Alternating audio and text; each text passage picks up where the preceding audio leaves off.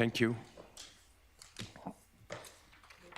Thank you. Welcome, council, staff, members of the public, those watching at home. This is our special council meeting, working through the budget. So we have the confirmation of agenda. So we have a motion be it resolved that the agenda for the special council meeting held on October 22nd, 2025 be confirmed as circulated. Councillor Biss, thank you. Councillor Masters, thank you. Moved and seconded. All those in favor? Okay, that carries. Thank you. Disclosure of pecuniary interest. I'm looking at my screen. I don't see any.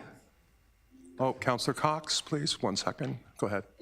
Sorry, if there's any discussions or motions regarding the recreation, any pay increases for that, I have a family member that works in that department. Thank you. Thank you. So I'll go to the clerk to identify items for separate discussion. Please, Madam Clerk. You're up. Thank you, Your Worship. I suspect Council wants to pull item number 2, Mayor's proposed 2026 budgets working session number 2. So I will do that on behalf of Council. You're assuming a lot. Thank you very much. Sorry. Council, identify any items for separate discussion. Councillor Cox. Thank you. I'll pull item 1, please. So now I'll go to the clerk to summarize all items identified for separate discussion. And we do have 3 members on Zoom, if I'm correct. Yep, Councillor Jacks. Only 1 for now. Okay, thank you. Well, when they do, we'll let them in. Okay, so items for consideration or information, I'll go to the clerk. Thank you, Your Worship. So 2 items for further discussion. Item number 1, legal services review. Item number 2, Mayor's proposed 2026 budget working session number 2. Okay, so we'll start right off and we'll go to item 5.1. Councillor Cox, you called it. And I'll just acknowledge Councillor Gabrick has entered. Mic check, please, Councillor Gabrick. Mic check, Councillor Jacks, if you don't mind. Councillor Gabrick, you look frozen. I'm here. Thank you, Councillor Jacks. Hello. Okay, thank you. Okay, thank you very much. Councillor Cox, please, sorry. Thank you, Mr. Mayor. Through you, I just want to thank staff for this report that they put in front of us today. I just have one question. I do see that in the report we speak about preferred vendors list. Is there any opportunity when we're gathering this preferred vendors list that we look into, that we look at a general legal counsel cost and representation as part of that? Madam Clerk. Through His Worship to Councillor Cox, certainly if that is council direction, we can certainly facilitate that as part of that preferred list. Councillor Cox. Thank you, Mr. Mayor. Through you, if that's something that I need to motion as part of this going through, then I would like us to look at that as part of the preferred vendors list, please. Could you take direction on that, or do you need a motion? I don't know, look to the CO. Okay, go ahead. Madam Through Clerk. His Worship to Councillor Cox, we prefer a motion as staff. If I can do that motion tonight through you, Mr. Mayor, then I would like to add that motion to this. To the report. Is there a seconder for that? Councillor Rappin? All those in favor? Oh, sorry, comments or questions? Sorry, Councillor Biss. Thank you, Worship. Could you just repeat what the motion is? Thank you. I'll look to the clerk, please.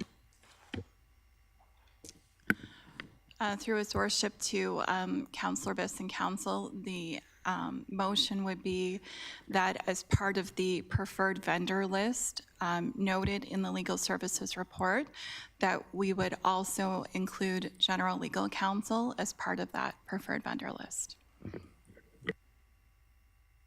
Thank you. Any other comments or questions? I'll just go around the table. Okay, I'm not seeing any. All those in favor? That's carried. Thank you. I'm going to move on to number 2, and I'm going to go to Director Gallant. If you could put up on the screen, please.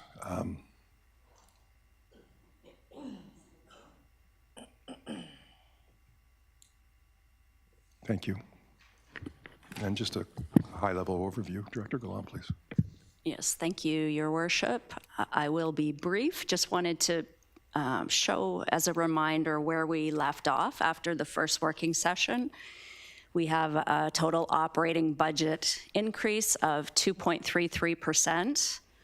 We have a capital levy increase of 1% for a total proposed increase of 3.33%. When blended with the county and the school boards, the blended tax increase is 2.95%, or approximately $142 for an average household. Thank you. Is there any questions of the director in regards to what's on the screen, the levy impacts? Okay, I'm not seeing any. So this is council's opportunity to add, delete, complement on the budget. So hit your mics and I will pull you up. Yeah, a lot just came in. Deputy Mayor, please. I'll start it off. So when I originally put this on or inquired about this on for the budget, I'd assumed that we'd be able to very easily use ASE money for this, but Ford has other plans. Apparently, he's not worried about people speeding in school zones. So my motion would be to add 3 permanent speed signs, the one that tells you how fast you're going and also takes data, on the entrances of all 3 settlement areas, Tottenham, Beaton, and Alliston, and that are very always busy. Traffic engineering department comes back with a report to tell us through the use of compiling some data where the best places for those permanent speed signs would be.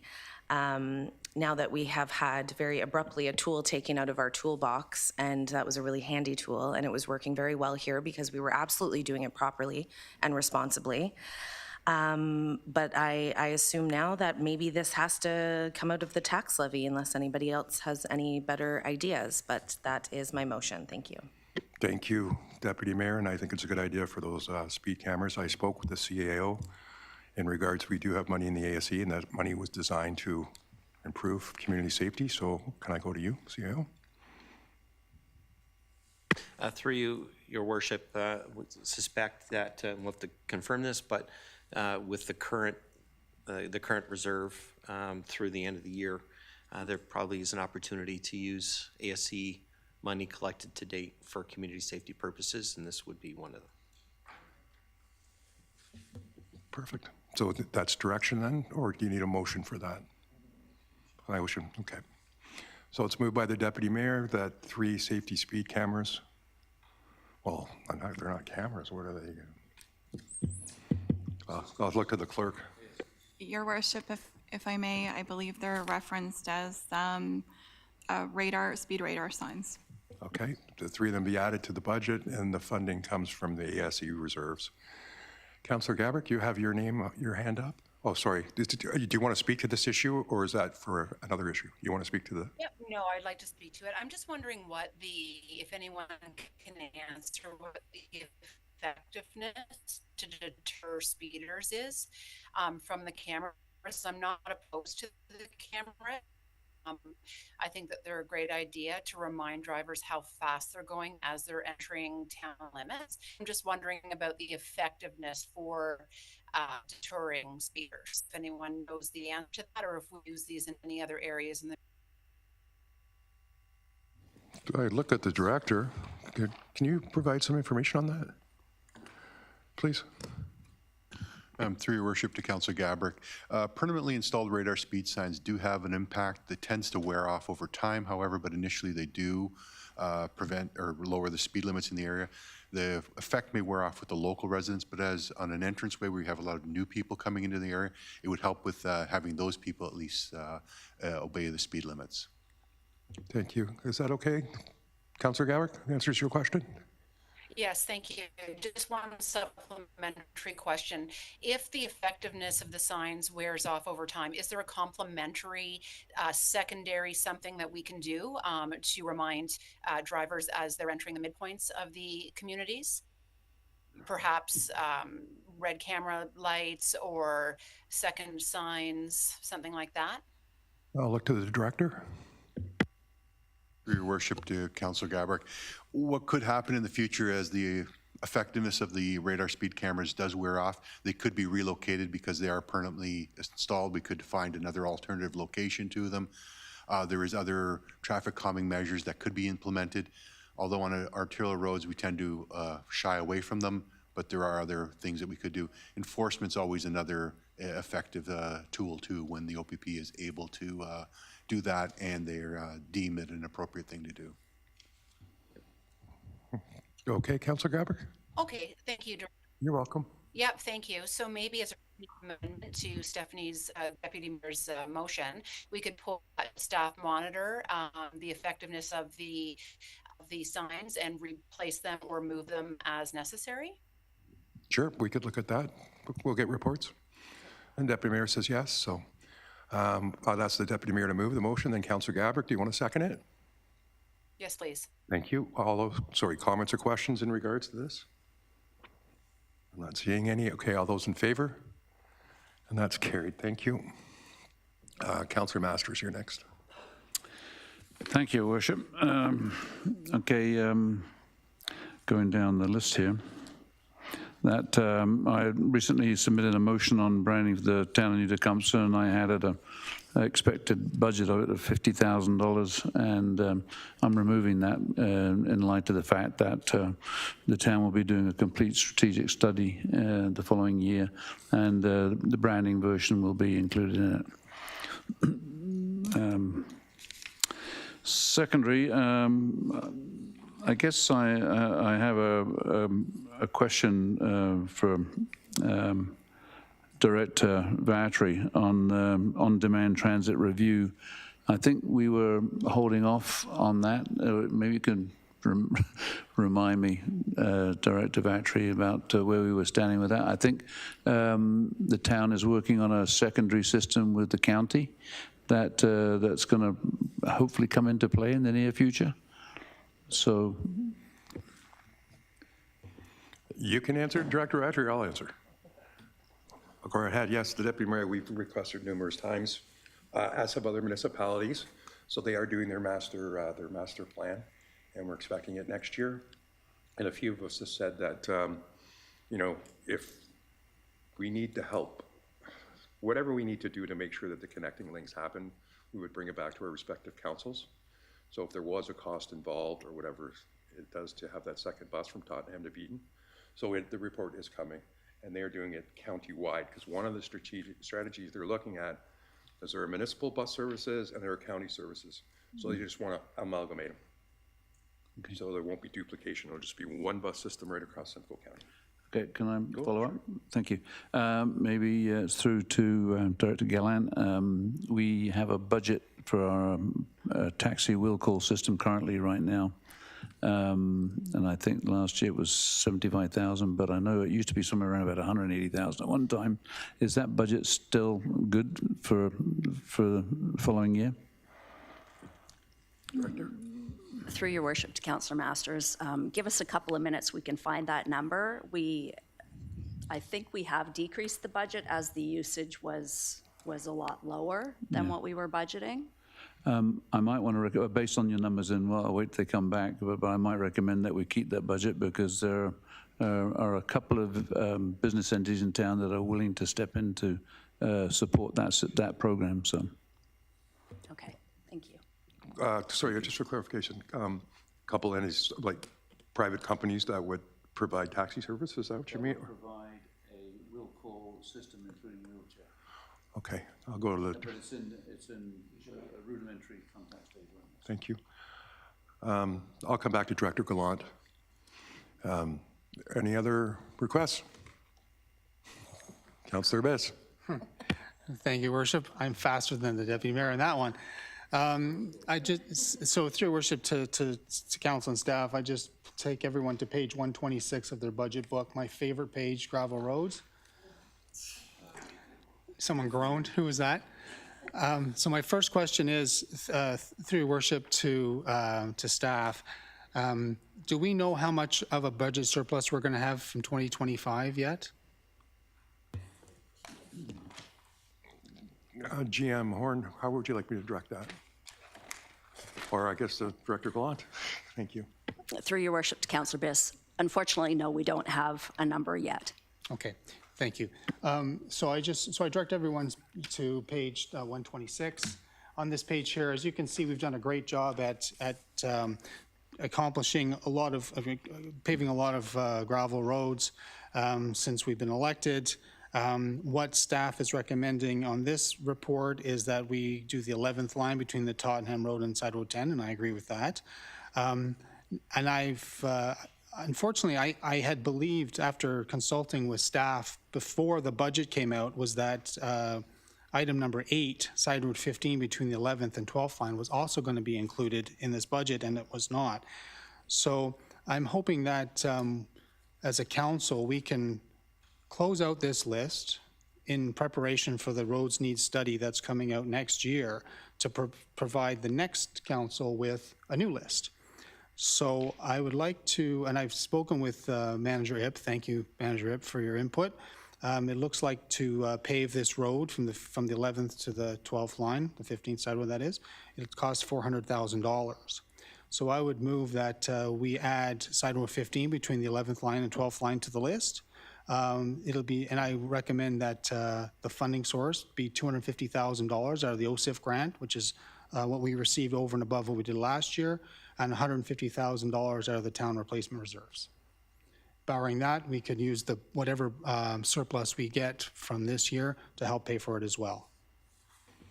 Okay, so So there'll be no impact on taxation whatsoever. no, I just wanted to clarify that. Not everyone knows the acronyms. So $400,000, $250,000 come out of the grant, and $150,000 is coming from where, Councillor Biss? That's correct.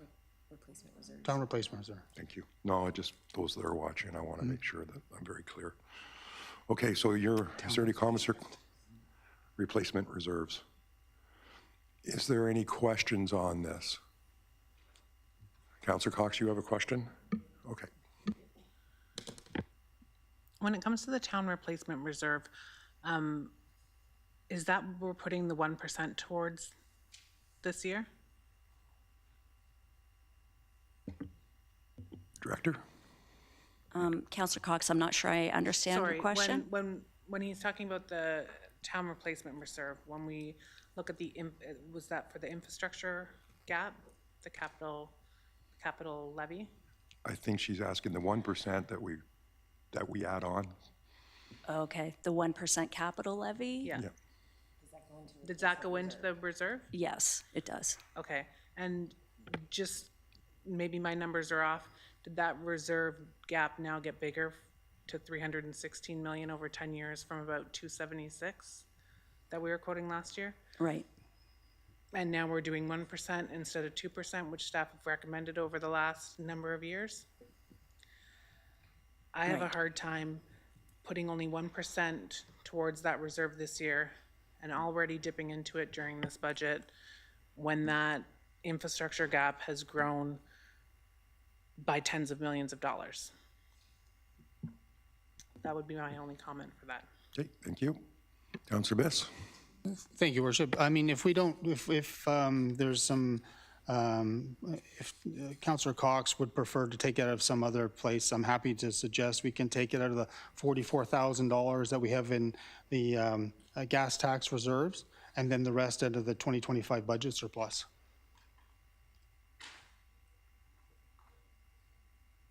I'm going to look to the director. So what's the budget surplus? Through you, your worship, we don't have a number for 2025 surplus, and I feel it's premature to assume there will be one. Generally, what we're seeing in our discussions with departments is the contract prices have gone up. So I would be cautious about using it. Councillor Biss? Thank you, Worship. Well, even if we took the $44,000 out of the gas tax reserve, and that would bring then, we could take this out of, if we took out asset replacement reserve, which will have a balance next year of $15 million, we could at least, it would be 106,000 out of that as opposed to 150,000 if that is palatable to council. I'm going to go to the CAO. Through you, Mayor Norcross, as a suggestion, staff could report back on appropriate funding sources before year end. So if council adds this project to the budget, we can report back on how to fund it appropriately.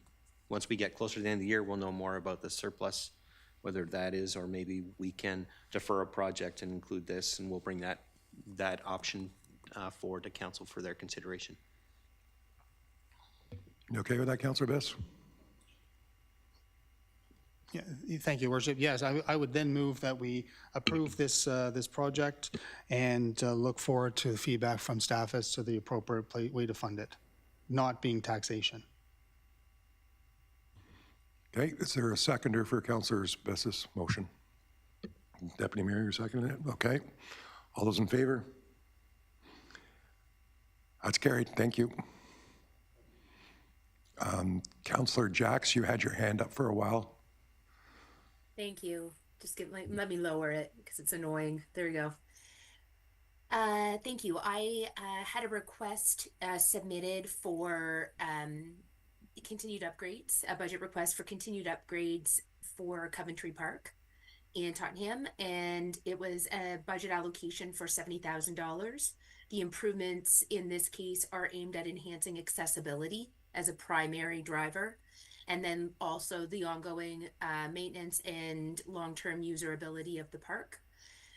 The proposed upgrades they focus on construction of dugouts, which matter tremendously from an accessibility point of view, as well as supporting infrastructure at Diamonds C1 and C3, and looking to create, again, maintaining the asset that is well used and by multiple user groups of all age generations, and looking for council's support on this request. Well, I'm assuming from what you've just said, that would be a capital expenditure. And so if it was capital expenditure, Director, what reserve would that come out of? Because it wouldn't be taxation.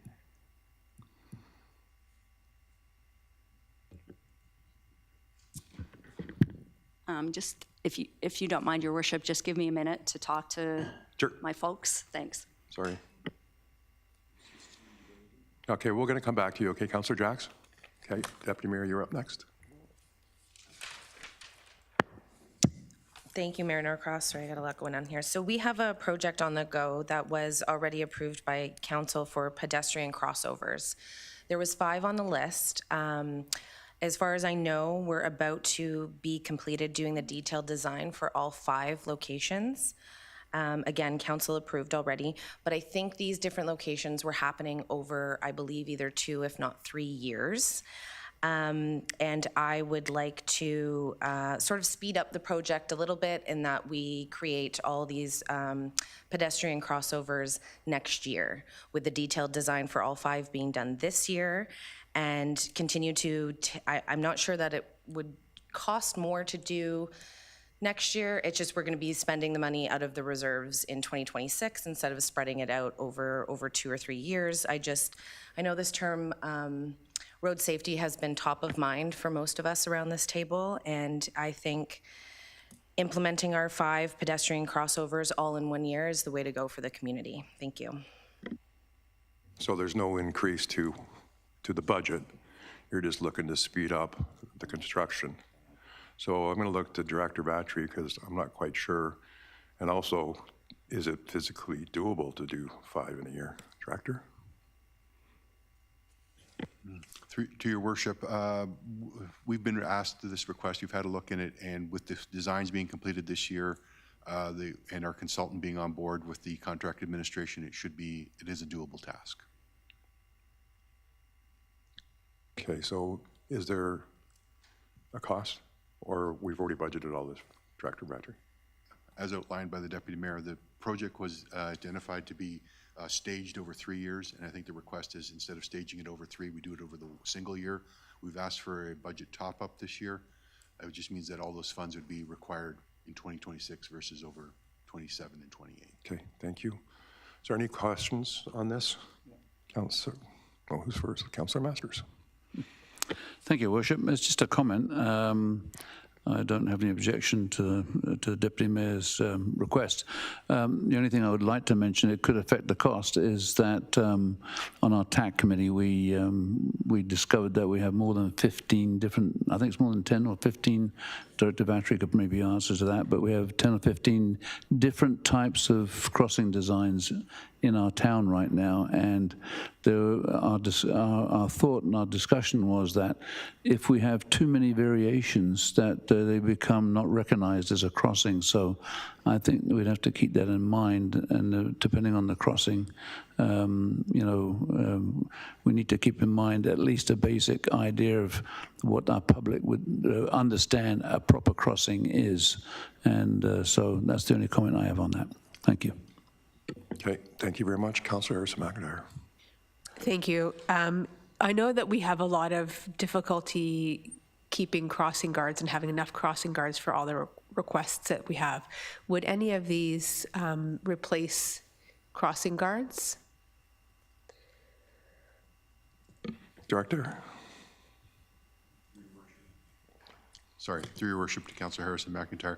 There is one location where there is a crossing guard, and that's for Boyne and John W. Taylor. That discussion would have to take place of whether the crossing guard could be eliminated at that location. Okay, Councillor Harrison McIntyre. So it's possible that we would put this in and we would still have a crossing guard? Is that what you're saying? Director? Through your worship, the discussion of eliminating that crossing guard hasn't taken place yet. Okay. Okay. Okay, so we have a motion on the floor to, Director, would the price go down if you could do all 5 in 1 year? I think it would, no? There's a strong possibility of that, your worship. That's what I was we will thinking. get a better Yeah, the price could, overall yeah, cost. we could get better pricing. If you award all 5 at the same time. Councillor Rappin, please. Well, if that's a possibility, could we talk to Baxter Labs because they were to get a crossing as well? We approved that a year or two ago and I haven't seen it yet. So if there is price reductions because of quantity, maybe double check with them as well. I'll take that as direction. Thank you. So we have a motion moved by the Deputy Mayor to try and get all 5 done next year. So is there a seconder? Councillor Cox. Any comments or questions? I see none on the screen. All those in favor? Okay, that's carried. Thank you. Sorry, I know my head's moving a lot, but I'm trying to do the screen and the whole. Okay, is there anybody else? Councillor Rappin. I would appreciate it if council would consider for the 4th year to have free swims again, weekly, similar to this past summer. Thank you. So that's a motion to add $14,000 to the budget for the 8 free swims. Councillor Rappin?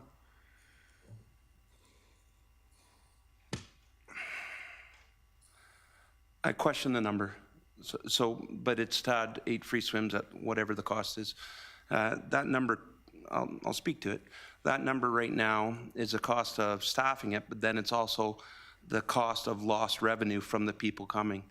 I don't believe the cost of lost revenue should be figured into the cost of an actual thing that we're giving to people. If we give a free skate, or when we ask someone to sponsor a free skate, it's around $350. It could be a little more, but that's to cover the cost of the people that run it and the cost of the ice to rent it and to maintain it. But we're not then charging Tim Hortons an additional $300 because those 150 people that came in could have paid $2 each. I question that number. I think the number is closer to $5,000 to $7,000, and I don't agree with it being called $14,000 if we're going to get technical. If I'm going to be held accountable for $14,000, I want to explain to you why I feel I should only be held accountable for $7,000. Okay, so is there any questions on this motion? Councillor Bish, you have a question on it? No. Go ahead. Thank you, Worship. Through your worship to staff, we've been doing this for 3 years now. I understand, it's not in this year's budget. Have we already included this in the operational costs for 2026?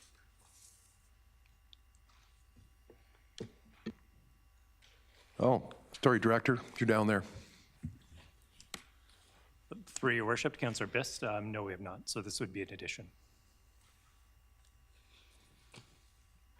Go ahead, Councillor Bess. Thank you, Your Worship. So if this was to be added solely to the operational costs, sorry, through Your Worship, to Director Mobbs, what kind of impact would $14,000 have on the overall taxation?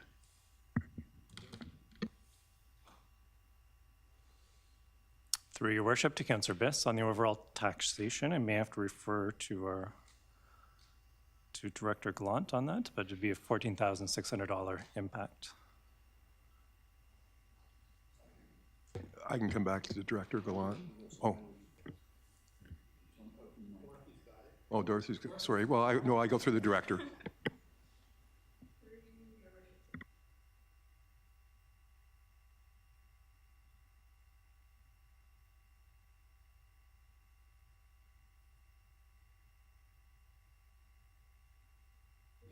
I think that answers questions. Any other comments or questions? Councillor Gabrick's on the screen.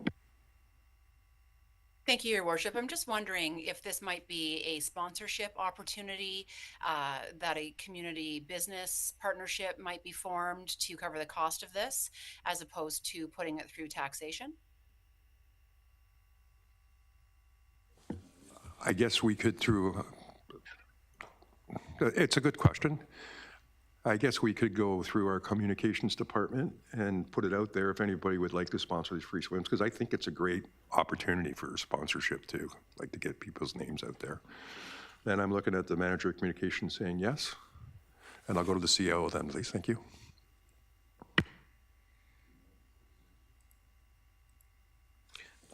Through you, Mr. Mayor, my suggestion would be that you include the full amount, and if there's opportunities through the year to defray the cost, then that would show up as a surplus in this area. Thank you. Deputy Mayor, you have a question? Just a comment. I believe in the free swims. They've been in our budget and been council supported for 3 years. I know personally I was disappointed to not see them built into the budget after three years of putting it in there. I think all reports back from Councillor Rappin said it was very, very well utilized last year, almost 100%, I believe. Every free swim offered. And I believe we did have the discussion last year about also making it a sponsorship opportunity like we do with the arenas. So it is out there, but I fully support this. Thank you. Any other comments or questions? Okay, so Councillor Rappin moving that to full 14,000. Oh, Councillor Gabbard, sorry. Sorry, Your Worship, I just had a follow-up after the answer there. I'm just wondering if we could approve or look to put, Chris's motion on the floor for approval, pending that we, the first goal would be to look for a community corporate sponsor to sponsor it, and then shy of that, that the town would pick up the budget for the 14,000. If that would be a friendly amendment.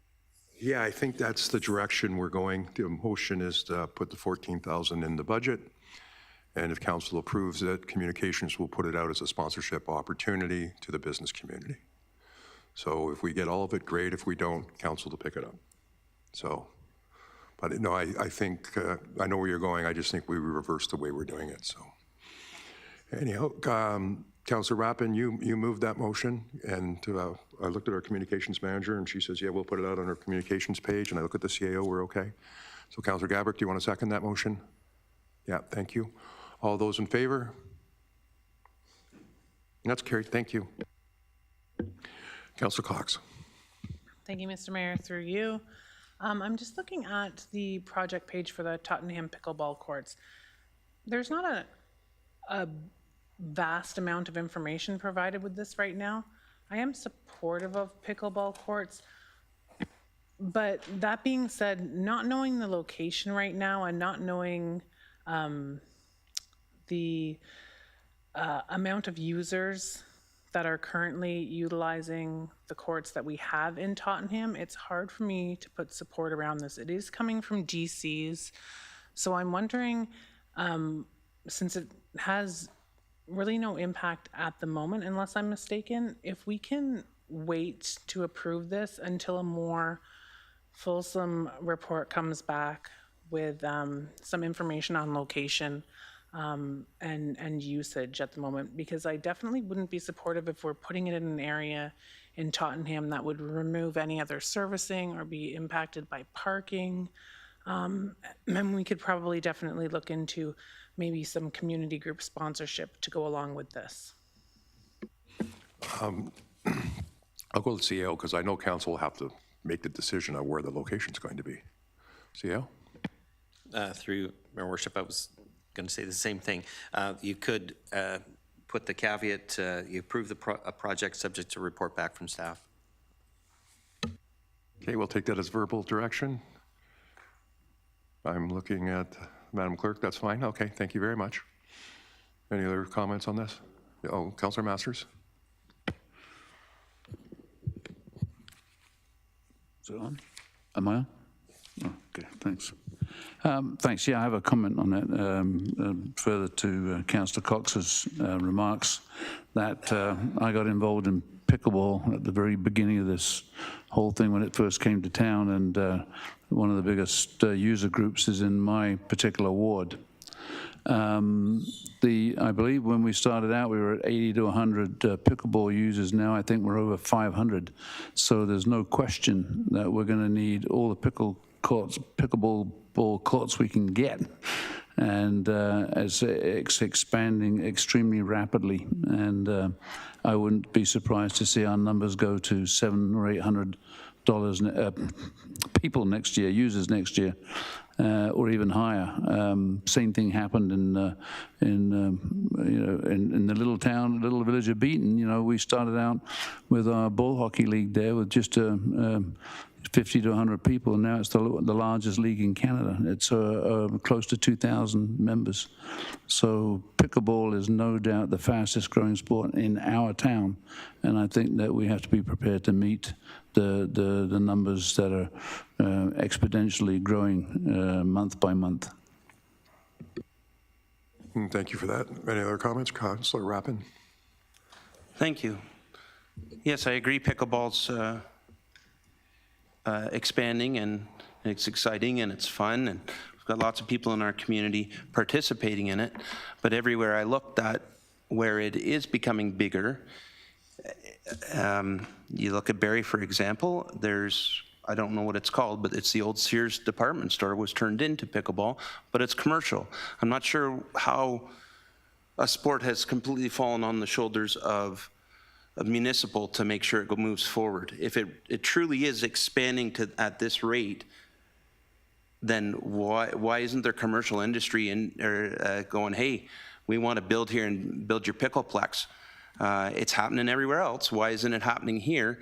And if maybe one of the reasons is because we keep saying, yeah, we'll do stuff for you, we'll do stuff for you. And by no means do I mean to do this to the pickleball group, they're great people, but if we say, no, we're not doing it, then their wily ways will be spent in the direction of commercial, and we can get some people that could invest their own money as opposed to us investing our taxpayers' money in this venture. I don't disagree with you. I just have 2 questions. One is, how much did Deanne Cynthia Rose Park's pickleball, it's 2 courts, I just want to know how much that costs. It doesn't need to be exact, just a ballpark. I'm going to guess, since we're spending $600,000 in Tottenham, that it would cost $300,000, and we're just, because I think it's double the number of courts that we'd be putting in Tottenham. And the other one is current use of all the pickleball that we're offering, so our drop-ins on Monday, Tuesday, Wednesday, Thursday, that kind of thing. Are we getting the numbers right now for those?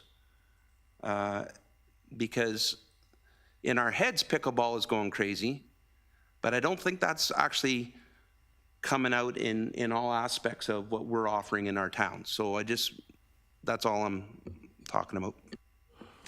I'm going to look to Director Mob if you could attempt to respond, please. Thank you. Thank you, Your Worship, to members of council. Question number one, how much did the pickleball courts in Alliston cost? I don't have that figure offhand, but what I can state is we did a market analysis and looked to our neighboring municipalities to figure out what an approximate design and construction cost would be, and then we use that to build the budget for this year. In regards to participation rates for, I would assume you mean indoor pickleball, because we wouldn't have that for outdoor pickleball. Generally speaking, outdoor, I just received a message, $290,000, thank you, for the Alliston courts. That was impressive. For participation rates, so generally speaking, our drop-in pickleball programs are extremely well attended. And as Councillor Masters said, we do have a thriving pickleball community that's also renting time from us as well. With that being said, we have received feedback that although they appreciate our indoor time, they would prefer outdoor times as well, where they can utilize the courts that's softer, customized specifically for pickleball versus multi-use racket sports. Thank you for that very detailed answer. Councillor Rappin?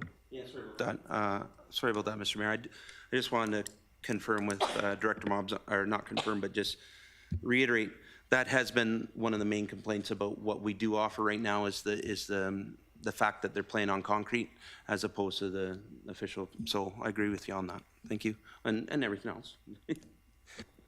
Okay, thank you very much. Okay, Councillor Gabrick. Thank you.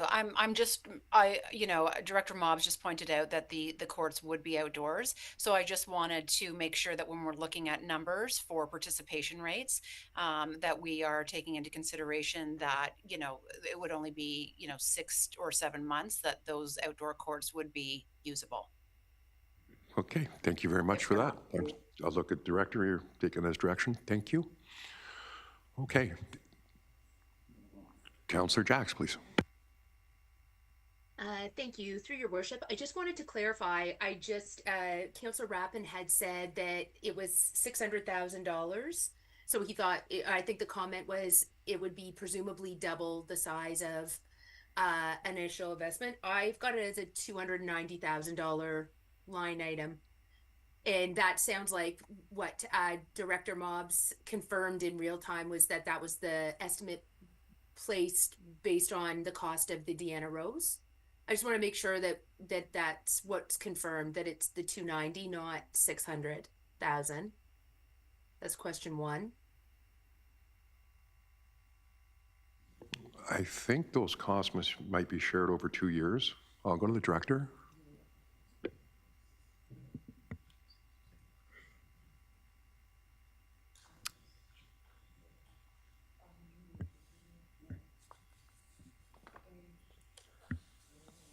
Through your worship to Councillor Jacks, just want to confirm something. Just give me a minute if that's okay. Okay. Thank you. And then I'll just through your worship, if I may just make a comment.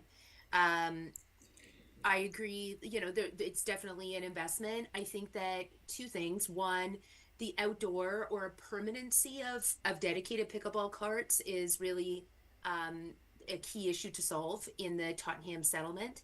And this would provide just that. And currently there isn't dedicated, they're converted for multi-use purposes in the different spaces that pickleball is accessible in Tottenham. And then the other is based on council's approval and commitment of this project.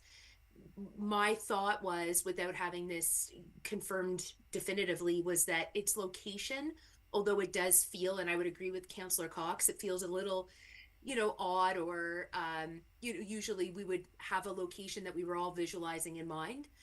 My hope and my belief was that as the recreation master plan unfolds next year in conjunction with our open spaces master plan, that the location of it would be determined strategically so that it could be part of a longer term sort of vision for how recreation and open spaces unfolds in the Tottenham settlement. Okay, thank you for those comments. I'll come back to the Councillor Mobbs when we have the information. Thank you. And Director Gallant, I think you were looking for some, do you have that now? Yes, thank you, Thank Your you. Worship. In response to Councillor Jack's question, in terms of which reserve would be funding the Coventry Park, what's the exact description? Coventry Park for the accessibility, we would be using the asset replacement reserve to fund those items. Okay, thank you. Yes, you may. Thank you, through you, Mr. Mayor.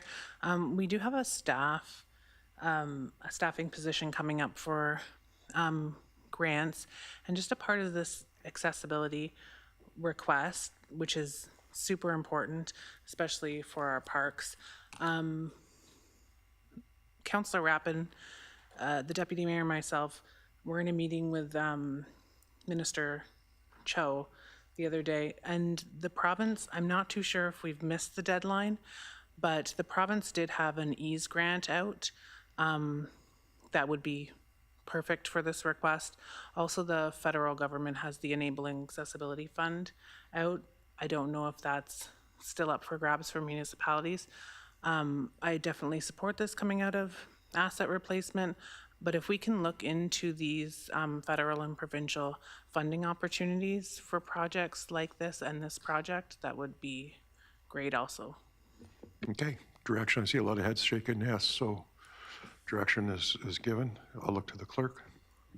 Thank you, Your Worship. As it's an added project, we would require a motion. I was going to come back to that. Okay, we're good? Okay. Through His Worship to Council. So the wording I have is that Council approve continued upgrades to Coventry Park, primarily for accessibility and maintaining the park, in the amount of $70,000 to be funded from the Asset Management Reserve. Thank you. I look to Councillor Jacks. That's what you were looking for. May I just say, I'd be happy to, and I'm grateful for Councillor Cox bringing forward the idea of the grants. Should that be added into the motion, like staff's pursuit of either federal or provincial funding to support the project? Regardless, and obviously we'll proceed with asset replacement if those grants are not, funding is not secured. I'll look to the clerk, which she's added that to the motion. Thank you very much. So I assume you will move it then, Councillor Jacks? Please. Yeah, and Councillor Harrison McIntyre, you'll second that? Thank you. All those in favor? That's carried. Thank you, Council. Okay. Oh, seat 16. Oh, Adam Mobbs. Sorry, Director Mobbs. Thank you, Your Worship. I appreciate Council's patience. The number in the budget sheet for pickleball is correct, so sorry, I just wanted to double check something. It's accurate. Okay, thank you very much. Okay. Any other comments or questions from members of council in regards to the budget? Not seeing any. Oh, wait, oh, whoa. Hold on a second. My screen just blew up. Councillor Bess. Thank you, Worship. This is going to be an oddball, so bear with me, council and staff. On the 20th of May this year, on the 12th line at the railway tracks, Jamie Giffen was hit by a train at the 12th line. And so I think I'm not sure if everyone has seen some of the correspondence between his aunt, Lisa Pearson, and staff with regards to requesting that the railway crossing at the 12th be added, have gates added to it. So I know that there's a process for this, and I spoke with Director Vatry about this. This year we've completed the Nolan Road Railway crossing, which is great. We have 4 more to do in the town of New Tecumseh. We've got the 2nd line, the 6th line, the 10th line, and the 12th line. And then that would get all of our railway crossings as safe as they can be. Each one of these railway crossings costs $450,000, of which 80% is paid by Transport Canada. Normally, and I've spoken with Director Vatry, jump in if I miss something, we apply to have one crossing, I feel like Porky Pig here, one crossing a year upgraded to add the railway arms. And I'm wondering how I could request support from council and staff to apply to Transport Canada so that we could do 2 a year, to then get the second line, 6th line, 10th line, and 12th line done in half the time. Let you know that it takes about 18 months by the time Transport Canada approves it, CP designs it, and for it to be constructed. So through your worship, I'd like to make a motion, because there's going to be the 20%, make a motion that we request applying for 2 railway crossings per year for the next 2 years. Okay, so I'll just look to the clerk. You've got that. Thank you. Any comments or questions? Councillor Rappin, comment or question? No. Okay, so we apply for 2. It's moved by Councillor Biss. Councillor Masters will second that. All those in favor? And that's carried. Thank you, Council. Are there any more Councillor Cox? Thank you, Mr. Mayor. Through you, the budget noted that we had about $247,000 in insurance savings from joining the municipal pool. Can staff just confirm if those savings are being left in the taxpayers' pockets, or are they being spent somewhere else? You're good? Thank you. Through your worship to Councillor Cox, those are being left in the budget, so they will fall to the bottom as savings. Thank you. Councillor Rappin, you're next, please. Okay, thank you, Mr. Mayor. Which one you want me to try for this time? Have at her. All right, I am going to attempt and hopefully be successful with traffic calming for Hussey and Church. Well, actually not Hussey, but Church on the way down towards Burt as it approaches Allison Union Public School. There was within inches, a family was almost hit this year, and there were several witnesses, and it's sort of gotten that community, which is in Ward 1, up in arms, and we're hoping we can do something. It doesn't appear that crossing guards are the option for this year until our numbers are in, so we'll revisit this for not when the numbers are warranted from engineering, and see if it's worth it. But for the time being, I'd appreciate some investigation and some possible traffic calming in that area. I'd like to just explain, do you mind if I just explain the area? Okay, we've got sort of like a perfect storm there. You've got Allison Union at the bottom of a hill, and then on the other side, you've got St. Paul's. St. Paul's lets students out 5 minutes earlier than Allison Union. So if anyone's been near a school parking lot from any time after 2 o'clock in the past 10 years, they realize that parents park in the park and ride and will wait until 3:20. They'll park there at 2 o'clock and wait till 3:20 because they need their kid to get somewhere, the rink, whatever it is. Let's just pretend it's the ACC, and they're at St. Paul's, and they've got to get their kid to the ACC. Their optimal transit is to take Burt across the Church to Industrial to the ACC. I keep wanting to say AAC. It's not. I'm not stuttering for any sort of dramatic impact. I'm not. ACC. Anyway, so they pick up their kid. They're 5 minutes earlier than Allison Union, and they're zooming along that, and they're pulling out onto Church, going south on Church to get to. Let's just pretend that's in here. Meanwhile, the intersection of Burt and Church has all kinds of cars parked. I'm going quick. No, I was just going to say, why don't you just ask for some common traffic? We get what you're saying. I think everybody at this table gets it. Sorry. I thought I really had to sell it, everybody. No, you didn't have to. You already sold it. What? You sold it. So, okay. I would like some calming stuff done at that area, please. Well, for the residents there as well as me. Okay, and I could look at the CAO. Can we look at the 10? Because I know bollards are like $4,000. Can we look at $10,000 from the ASE? I could have kept going. I know. For traffic calming, or how would you like to handle this, Mr. CAO? I'd like to just hear from Director Vatry on process. Thank you. Director. Through your worship, to council. The normal process is that we collect data, and the data is actually in the process of being collected now for this particular area. If the traffic calming would be warranted, we would make some recommendations. I believe that at Councillor Rappin's request, we've provided a budget sheet for $23,500 if it were to include a permanent radar speed sign and some knockdown bollards. So that's where the $23,500 mark came from. If there was some other different type of traffic calming, should be a sufficient amount of money that we could do a different type of calming if it was required. Okay, so can I look at the CAO? We've already, that ASE, I believe we still have money in there, and that money, we all know was to improve community safety. Could we look at taking it from there? Yeah, I think so. I think so. Okay. I think that might be a source for traffic safety. Thank you, CEO. So, Councillor Rappin, you're making a motion for the $23,000 coming from the ASE. I'm sorry, I apologize for interrupting your story. It's fine. It was a great story. Like, I was really getting to some good stuff. But I don't want to keep people longer than I want to be here either, so that's fine. No, it's just, it's warranted. Yeah, So, okay. yeah, it is warranted. I've driven the area. I went and took a look at it myself. It was definitely warranted. It's definitely warranted. So, moved by Councillor Rappin. Councillor Gabrick, you'll second that? Thank you. Comments or questions? I'm not seeing any. All those in favor?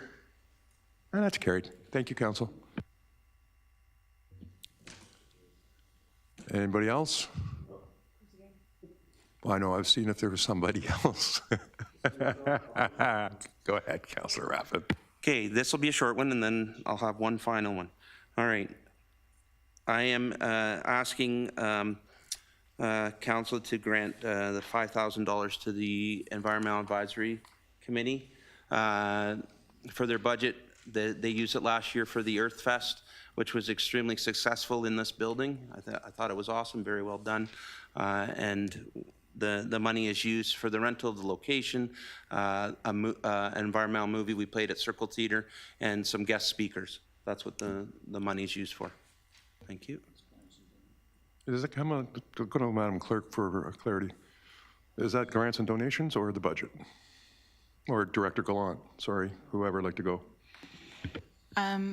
Through his worship to members of council, that would come out of the operating budget. Okay, thank you. So, Councillor Rappin, you're putting that request on the floor for $5,000, come out of the operating to go to Earth Fest. Deputy Mayor, you're going to second that? Sure, but I also have a question. Thank you. When we established the environmental committee, does it say in the terms of reference of the committee that the committee is to do things? Because I don't. If the terms of reference of this committee is that they do some, environmental awareness, whether it's a day or a movie or all the things that Councillor Rappin just listed, I don't think it's fair that our very own town committee has to come every year to budget to do this. So if that if that's the way forward for the environmental committee, and I think they've done some great work so far, it's been really excellent. They're very passionate about it, that this committee gets $5,000 in the budget in perpetuity until someone from council or future councils change that. It's our very own committee. I don't see why it has to come to budget every year to ask for money. We should be supporting our committees, and if it is part of the terms of reference to do some things with the community, then that's what we should do, and not do this every year at budget, would be my suggestion. Councillor Biss? Thank you, Your Worship. I agree with the Deputy Mayor. We give $5,000 to the BIAs without asking. That's been baked in. I think we did that on my first term. So this is to be a good idea to bake this in the Environmental Committee. Environmental Assessment, what's it called? Environmental Advisory Committee? I can't talk. Once again, I'm Porky Pig today. I think it would be a great idea just to bake this in every year. It's an operational cost that we could take out of the savings somewhere, I'm sure. So I'll look to the clerk then. Does that a motion be placed on the floor today? Or does that need to go to council? Yes, Your Worship. Through Your Worship to members of council, I've amended the motion. So it reads that council approve $5,000 on an annual basis to the Environmental Advisory Committee for Earth Fest. Okay, Deputy Mayor, who moved it? Councillor Rappin, right? And Deputy Mayor seconded. Okay, all those in favor? That's carried. Thank you, Council. Okay. Councillor Rappin. This is usually, like every year, I'm the one who asks for the least amount of stuff. This year, I'm going crazy. So go ahead. It's Rappin asking for money this year, everybody. You hear me and you see me. A common weekly walk that my wife and I with the dogs take is over to Agila Township, and we walk their lovely paved path that goes all the way around there. And we've been doing this for years, and many of our residents have been doing this for years. Many of our residents use the indoor track at the ACC.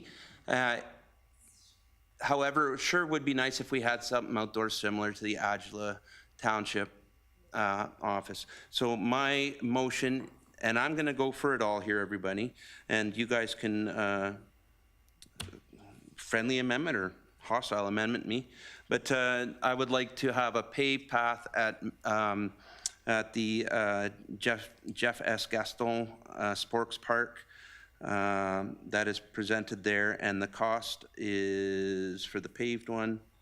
I'm just looking. I'm going to say it. No, for the paved, $70,530. I'm asking for that. There are two other options, and if council would like to negotiate that with me, that's fine. Or if council just wants to say no to everything, then I understand and I hear you. Councillor Harrison McIntyre, please. I'm going to say no to everything. Because Agila does have that, and Agila's walking track is just around the corner, and at this point, we still don't get any money from Agila for Parks and Rec, so this would be our, I don't know, I guess, a partnership that we have with them. We have we have all of the other services, including all the ice, and they have a walking track, so people can drive the 5 minutes to go there. Sorry, or use one of our $1 million roads. Thank you. Councillor Masters, you have a comment? Thank you, Worship. Yeah, I'll never say that having a place to exercise is not a good idea. Of course, it's a good idea. That's the park across on the 14th, is it, Councillor Rappin? Yeah. So, as you know, my ward is right along the edge of the 14th there, and I have several thousands of seniors that like to walk in the area. So, if that were to become a walking area for the town of New Tecumseh, then I think the majority of people need to have access across the road. And so how are you going to cross the road to get to that park? Otherwise, it's just the people that visit there are going to use it, or you have to drive there, right? So I have thousands of literally seniors in Briar Hill and Greenbrier that would probably take advantage of that walking track. But then there's the issue of how do we get them safely across the road without getting run over? Especially since it's the Honda 400 series of highways. Well, thank you for those comments. Any other comments? Councillor Gabbard, please. Thank you, Your Worship. Yes, my comments were similar to Councillor Harrison McIntyre's and Councillor Masters, kind of a combination, since Councillor Rappin's walking track would still be a drivable destination, then why not use the Agila destination? Because to Councillor Harrison McIntyre's point, they are using our libraries, our ice, and other amenities already in the community, and they've kind of perfected it. Like, it's a gorgeous destination to go to. So for us to put something in at this point, I think we should just use what's already readily available. No, thank you. Councillor Rappin, I'm just going to make a comment. We can fix a lot of sidewalks with that money that desperately need fixing in 3 of our urban communities, especially when we talk about accessibility. But Councillor Cox, you haven't spoken, so you go. Councillor Rappin, you can have the last word. Thank you, Mr. Mayor, through you to staff. Is there a reason why this project wouldn't be DC funded? This is not something that we currently have in the community. We just have it in Agila. Director. Through your worship to Councillor Cox, I believe it could be DC funded. I'd have to check to see if it's 100% based on what we had, but there would be some portion of it that would be DC eligible. Councillor Rappin, last word. Thank you. Sorry, one thing I forgot to mention is the benefit it would have for our community, because as it stands now, the soccer fields are used by hundreds of kids for practices and games and whatnot on a daily basis throughout the summer, spring, and maybe early fall. And what happens there is the parents are just sitting in their cars. They're on their phones or whatever. There's no option there to do anything other than, there really isn't. So once again, pointing out the greatness of, no, but when my boys were playing soccer in Agila, at the Agila school, they had a running track there, right? So your kids played soccer, but so many of the adults just walked the track and talked to each other. And if anyone knows me and what I've tried to do in all aspects of my life is bring community together, and that would definitely do that. That would be a great thing. And I'm thinking right now, as Councillor Masters mentioned, that people would be using it from the Briars and stuff like that, and they're going to be mixing with a whole other part of our community that they maybe aren't mixing with, and that's a positive. That's a giant positive, everybody. So, and you want to throw in sponsorships, get a couple sponsor boards. Hey, are you walking here at Jeff Gasson? Call Pizza and we'll have something ready for you when you're done your laps. There's opportunities here. It doesn't all have to go like that. But the number one thing for me is a healthy community that's together. Okay, thank you. Deputy Mayor. If this project is partially DC funded, I probably could get behind the recycled asphalt, maybe not the asphalt, because it is sort of on the outskirts of town. It's in the east end where there's not a lot of services for not only the people of the Briars, but the people of Treetops as well. So I can get behind this, but I would want to know what portion of it is DC funded first, and I wouldn't go with the traditional asphalt. I would go with either recycled or limestone screening, maybe even limestone screening, to see if this is going to be readily utilized by the community, because that can always be upgraded, right? Once it's asphalt, and there's no going backwards. So if we could find out that if it was possibly DC funded or a portion of it, then that will change my decision. Thank you. Councillor Cox, please. Thanks through you, Mr. Mayor. I can get behind it too if it's partially DC funded, and it's also another project that may be able to be funded through one of those grants, because I would definitely go for the full asphalt maybe even the recycled asphalt, as long as because it does make an accessible walking area for our residents that have accessibility issues. And I do see when I do go over to Agila that people with accessibility issues do use their walking track a lot also. Thank you. I'm going to go to the CEO, please. Through you, Mayor Norcross, to council, if this project, if council is interested in this project, you can put the placeholder in, subject to a report back with the options and the variations of limestone, recycled asphalt, or asphalt. So you can have the discussion, and we can also bring back a more comprehensive issue on funding. If it's agreeable to council, my suggestion is to put a placeholder in the capital budget, subject to a report back from staff. Councillor Graberg.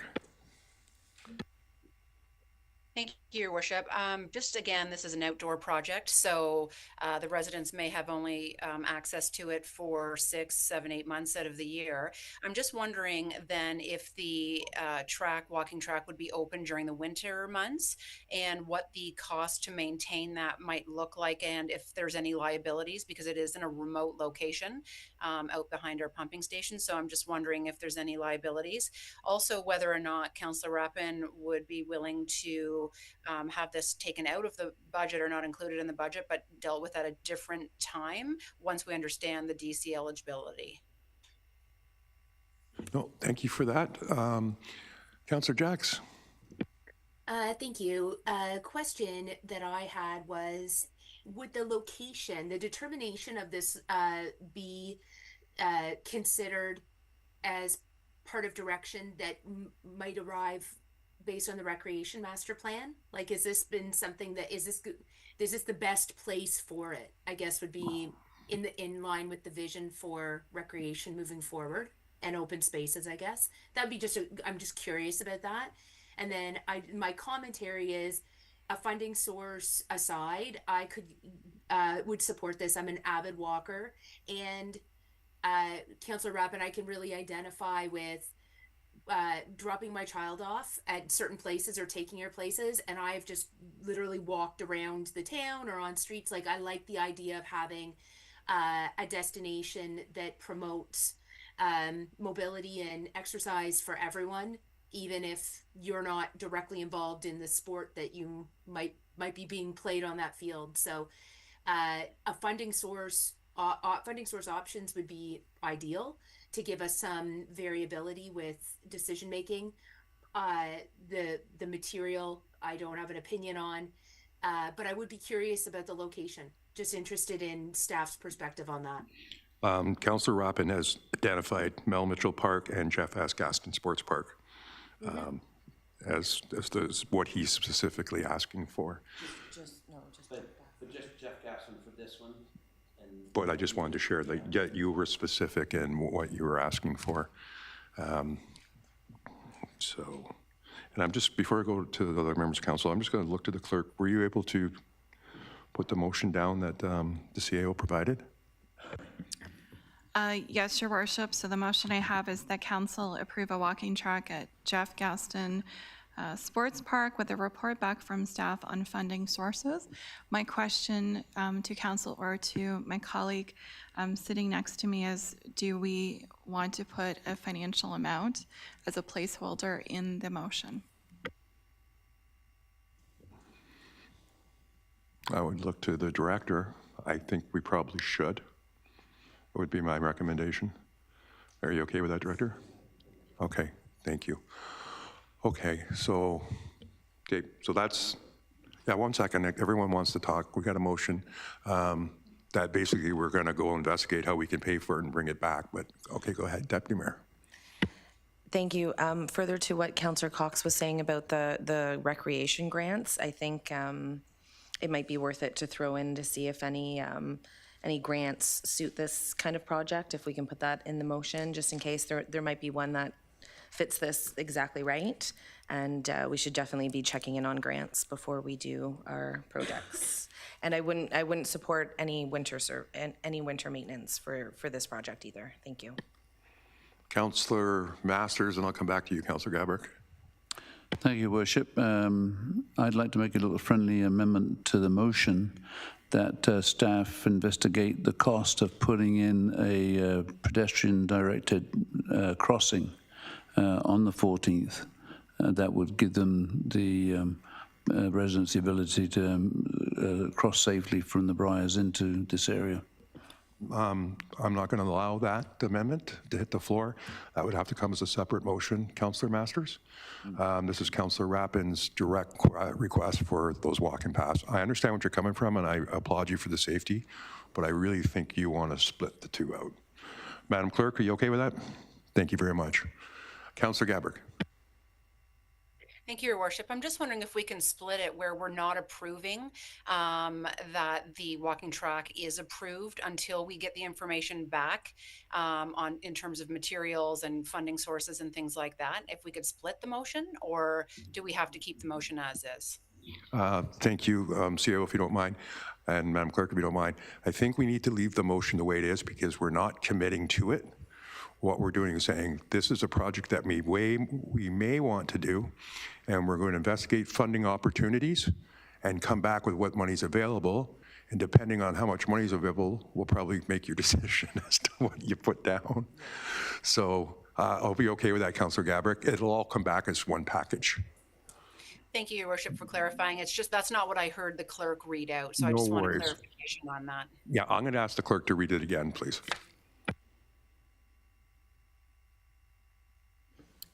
Thank you, Your Worship. My understanding was that we were putting it in the budget as a placeholder, pending a report back from staff on funding sources. So if I misunderstood that, I apologize.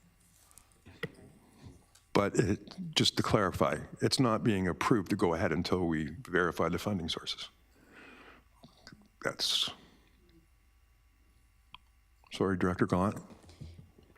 Through you, Your Worship, to council, the way the motion is worded, it goes in the budget, so it would be approved if this motion goes ahead as it's proposed. Okay, CAO. So operationally, what would happen is that we would allocate funds for that project, but they couldn't be expended until council approved. So that's the pending the report. So you've, through the budget exercise, you're allocating funds for that project. Staff can't proceed with that project until they have the go-ahead. So you could, as with any project, you could cancel it next year if you don't, or when we bring back the report, you can cancel entirely, proceed in a different direction. But what wouldn't have to happen is a budget amendment to include funds. Okay, no, I understand. Councillor Gabrick, so just to reiterate, so we are placeholding money in the budget to do that project. Sorry, I'll go to the clerk. You put your hand up. If it assists council, Your Worship, I changed the wording of the motion that council allocate funds for a walking track at Jeff Gaston Sports Park pending a report back from staff. Okay, thank you. Is everybody clear on that motion? Okay, Councillor Rappin, you're going to move it? Yes, please. Councillor Biss, you're going to second it? Okay, all those in favor?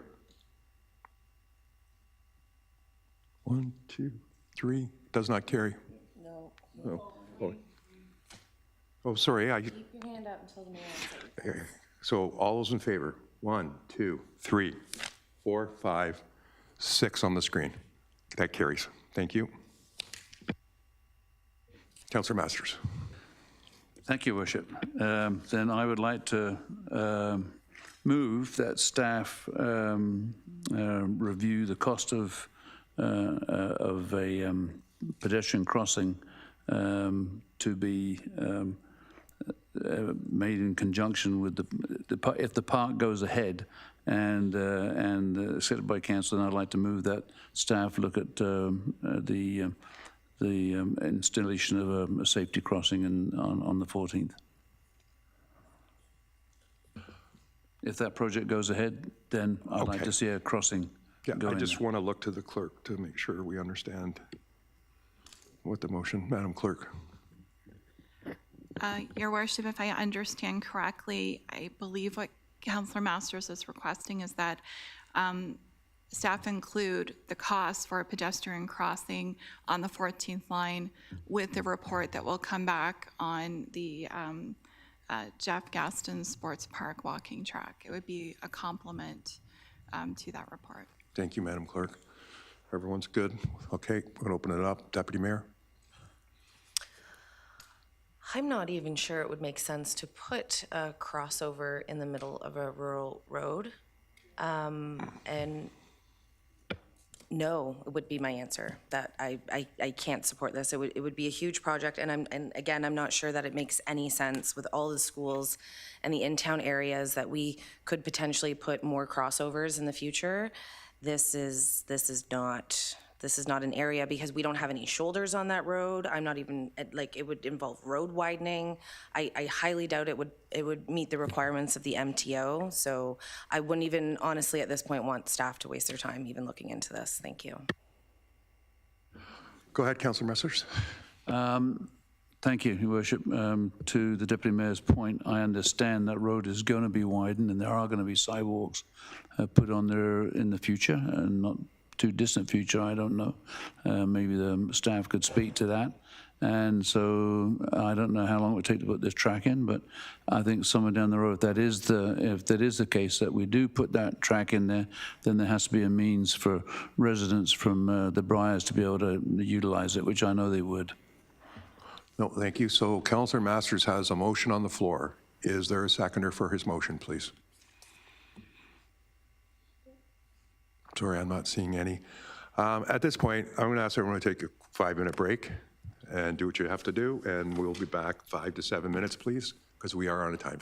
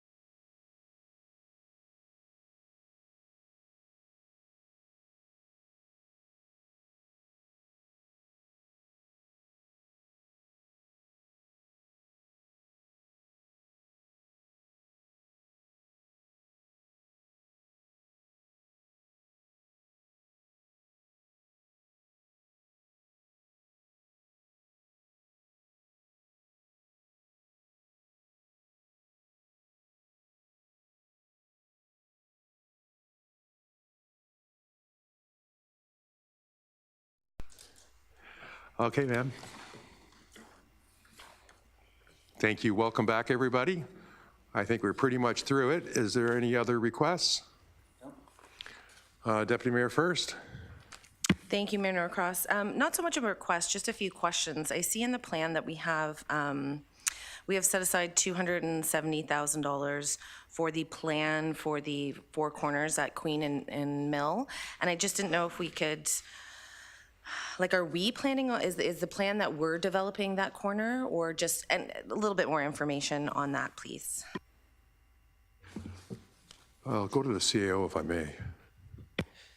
Through you, Mayor Norcross, this is early days of what the program might look like, but the initial thought is that it would be a staff-led urban design exercise to define what we would like, what the community wants, what council wants in that location.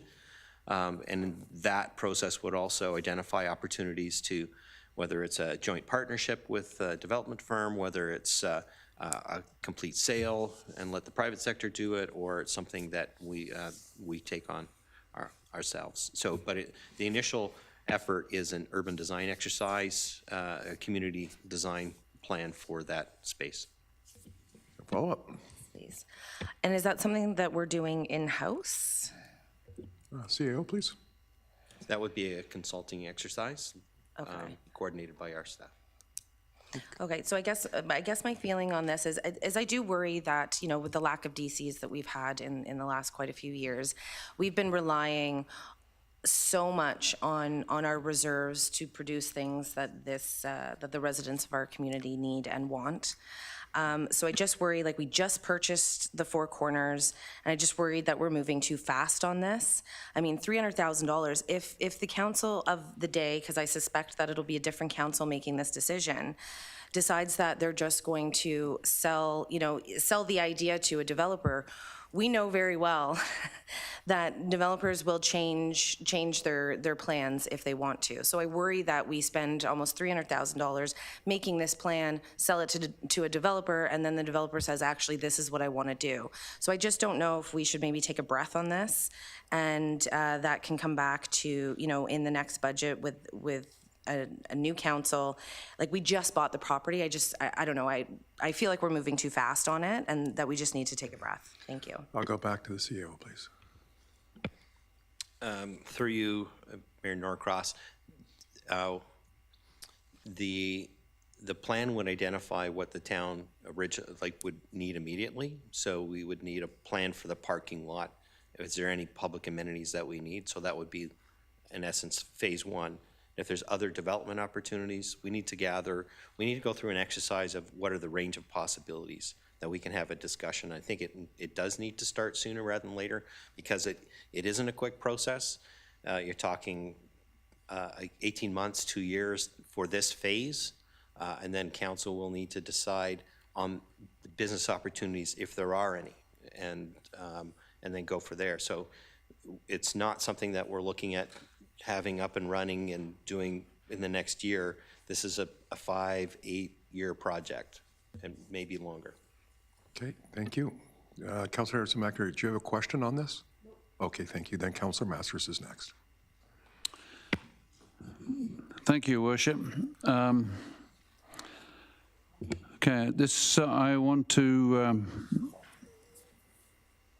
talk about Fire Station 4.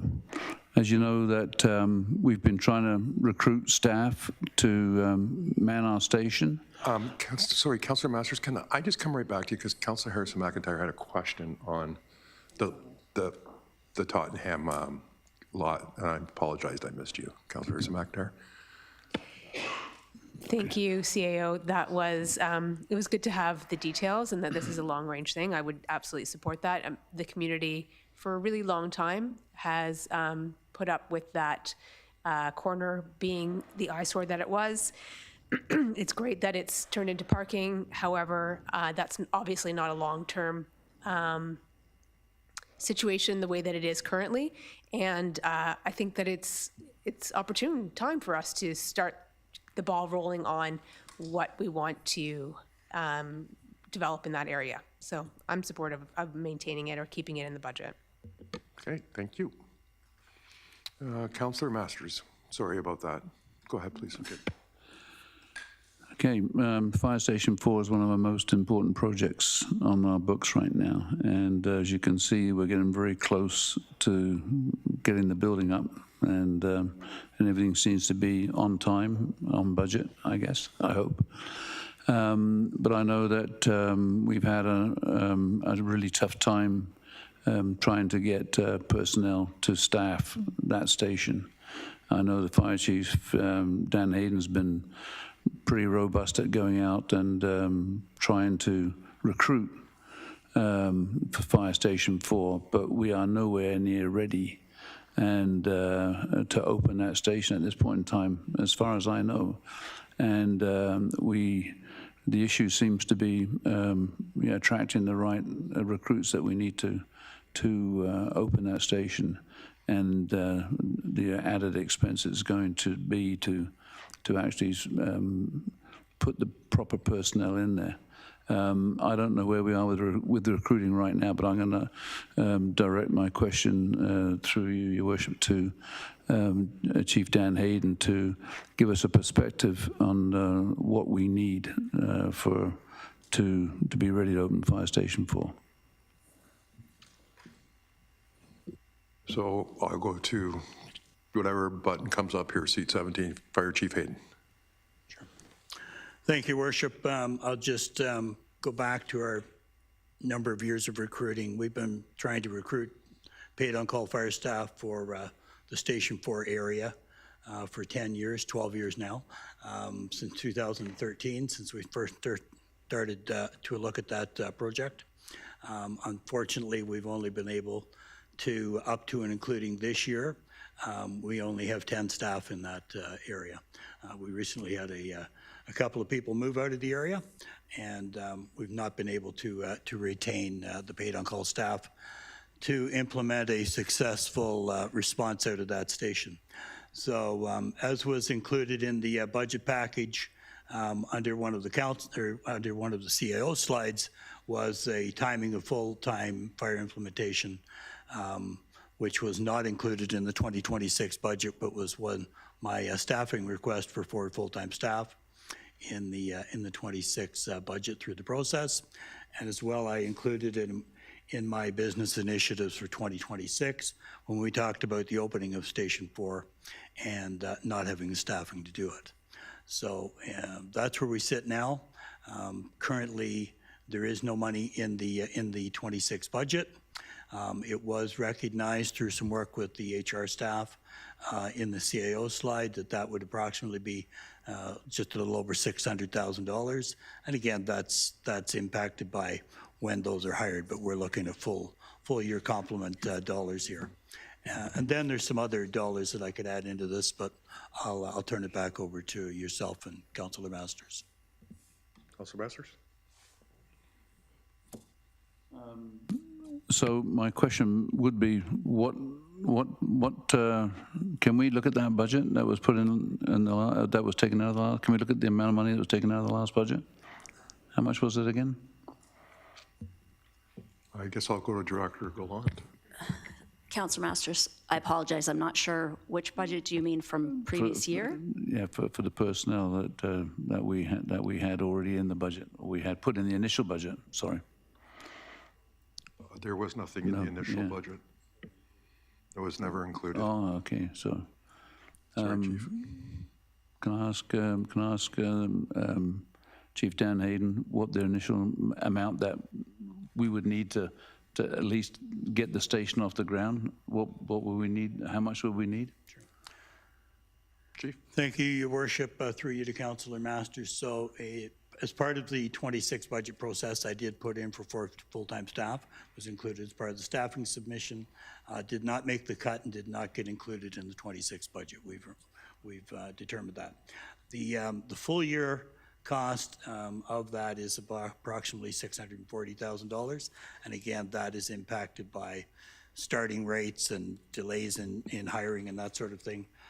I'll drill it down a little bit more for you, because we've done some background work on this and really what I think to at least get that station initially a kickoff of some staffing to have a reasonable response time. The 4 full-time staff, I would suggest, and my suggestion, would become effective in the Station 1 and Station 4 area, or north part of New Tecumseh, effective as of July 2nd, so it would have a 6-month impact on the 2026 budget. So working from the HR numbers, now we're talking 320,000, and again, that's sort of max dollars. We've also drilled down and we've looked at what some of the offsets might be. So we looked at the number of calls in the Station 1 and Station 4 area. So far in 2026, or 2025, I'm sorry, January to June, there was 302 calls for service. Of those, there was 120 calls between an 8 a.m. and 4 p.m. or 1,600 hours in a Monday to Friday timeframe. So those 4 staff would have some ability to respond and some impact to offset some dollars that we're paying our paid on call. So I'm estimating that offset would be about $90,000. So the impact of hiring 4 full-time staff to supplement the paid on call staff already on the roster in 2026, starting July 2nd, would not be $320,000, it would be $230,000. And again, that is dependent on the actual start date. I'm suggesting July 2nd. And again, that depends on what step they start at in the rate as well, which is a determination that we work through the hiring process. And that would give us a response of 4 on a full-time truck in the north end, in the north zone, through Station 1 and Station 4, 8 a.m. to 4 p.m. Monday to Friday. That's the start. Thank you very much. Thank you, Chief. Okay, Supplementary? go ahead. Yeah, so we absolutely need that staff to get the station open. Am I correct in saying that? I'm going to look at the CAO. I'll defer to the chief, but absolutely, the station will open, and the station will be staffed by the on-call staff. So I don't know if you want to rephrase that, but optimally, absolutely, optimally, the entire municipality would have a full-time fire force, but it's a question of timing and affordability that council needs to consider. Thank you, Councillor Masters. Yeah, thank you, Your Worship. Through to the CEO. We can't have a half operational fire station, to say that it's actually going to be operational, but, maybe we won't be able to manage some calls, or I don't know what the effect that would be down the road, but, and I'm not suggesting maybe, we run at 100% right now, but I think we need to have at least sufficient staff that we can know that we can answer pretty most calls that come that way. I'm not an expert in this, so I'm kind of in a bit of a bind right now.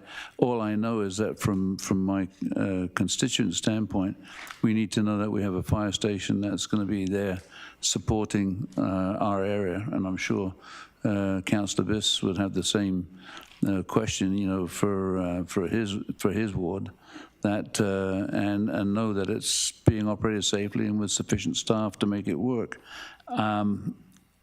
I guess I'm probably going to ask then, Your Worship, that if we take another look at this and see what we can come up with for this budget, where we could all feel, and I know that Dan Hayden would feel at least comfortable that we could move ahead, and Okay. not be too concerned about I'm going to go staff. I'll go to the CAO. So the consideration for council is whether or not to add 4 full-time fire. You've heard from the chief. His request was 4 full-time firefighters with an annual tax impact of $640,000. There may be some opportunity for offset from the reduction in paid on call, but the amendment would need to be supported by council is that $640,000 be added to the budget, and that 4 full-time firefighters be recruited for. Thank you, CAO. Story, Councillor Bissell, I will come to you, but Councillor Gabrick's had her hand up, and then I'll go to Councillor Jacks. Thank you, Your Worship. This question through you to the chief.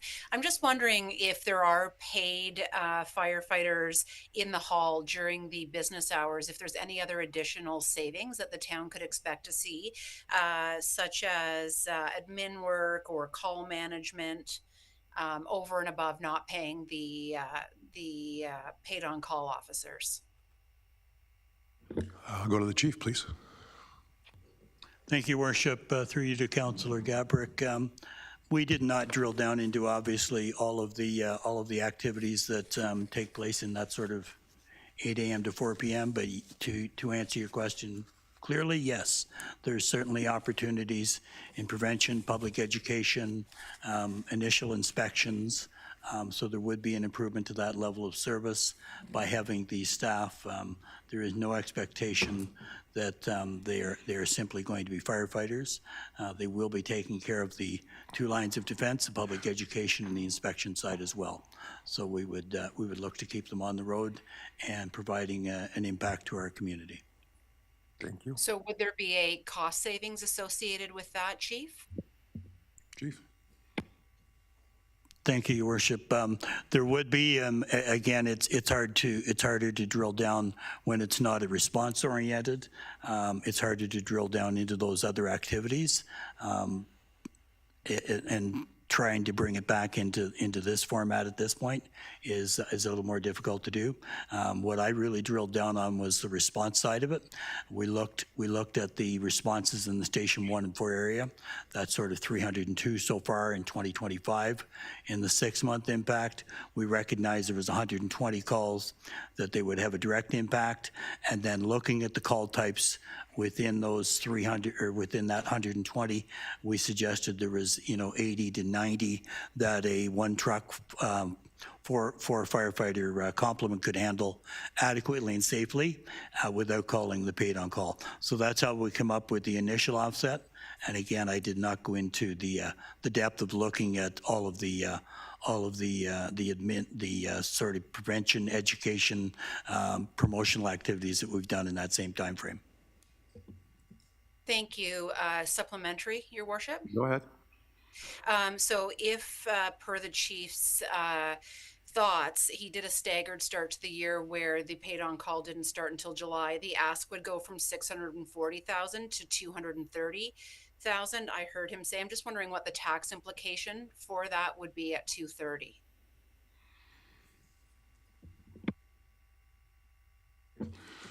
Director Gallant. Well, go ahead. Sorry, I prefer to go to you and then you direct, if that's okay. Thank you, Your Worship. I'll defer that to Dorothy. She can answer. Thank you. Dorothy?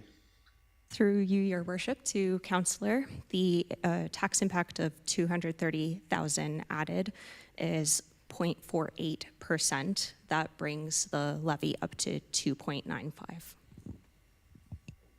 Thank you. That's okay, Councillor Gabrick? Thank you. You're welcome. Councillor Jacks, you were next. Thank you. Through your worship, forgive me if this was addressed when we met earlier for our first budget working session, but I don't have any recollection of it being shared.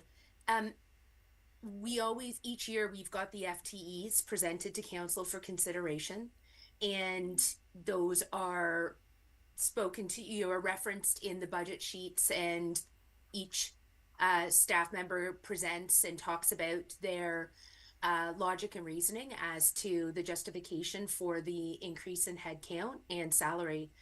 I'm just curious why this is coming forward as one of the recommendations, like Chief Dan did speak to us, but why isn't it included in the budget? I'll look to the CAO, or I can. It's up to you. To you, Mr. Mayor, it was not, it wasn't a part of the package that was tabled. It's for consideration by council to pick the timing. So in an effort to keep the tax rate in line with inflation, or with what staff felt was a reasonable tax rate increase. It was not included as the draft was presented, but we did table that as a discussion point for council to consider. Supplementary? Go ahead. Thank you. Appreciate that, CAO, and I'm sure the deliberations of what makes it into the first presentation or not is an arduous process. Yet we were presented with other FTEs for other departments and respective, role and responsibilities that they would conduct. I can't help, I'm perplexed in making a decision because I understand that the need, I understand the plight that Chief Dan has brought to us, I understand the timing and the impact. Half a point in the tax base increase is relevant and worthy of good consideration. But from where I am sitting in my spot, it also says to me that the position then of staff and mayor, as it's a strong mayor's budget, is that the other FTEs that have been put forward as an additional request are positions that staff feels are more important at this time than the full-time firefighters. I really want to understand, so I have it sort of reconciled before I would have to vote on the matter. Thank you. Thank you. Do you have any comments, CEO, or no? I do, and just in consideration of the other staff asked, we only put forward ones that had a very minimal impact on the tax levy, and if I'm trying to get those numbers, that the tax rate impact from all other staff additions was $32,000. So in consideration of 640,000 versus 32, the impact was significant. It's not a situation where we can add one; it's four. So in consideration of the large tax rate increase, we opted to keep it out, and council could add it in if they felt that it.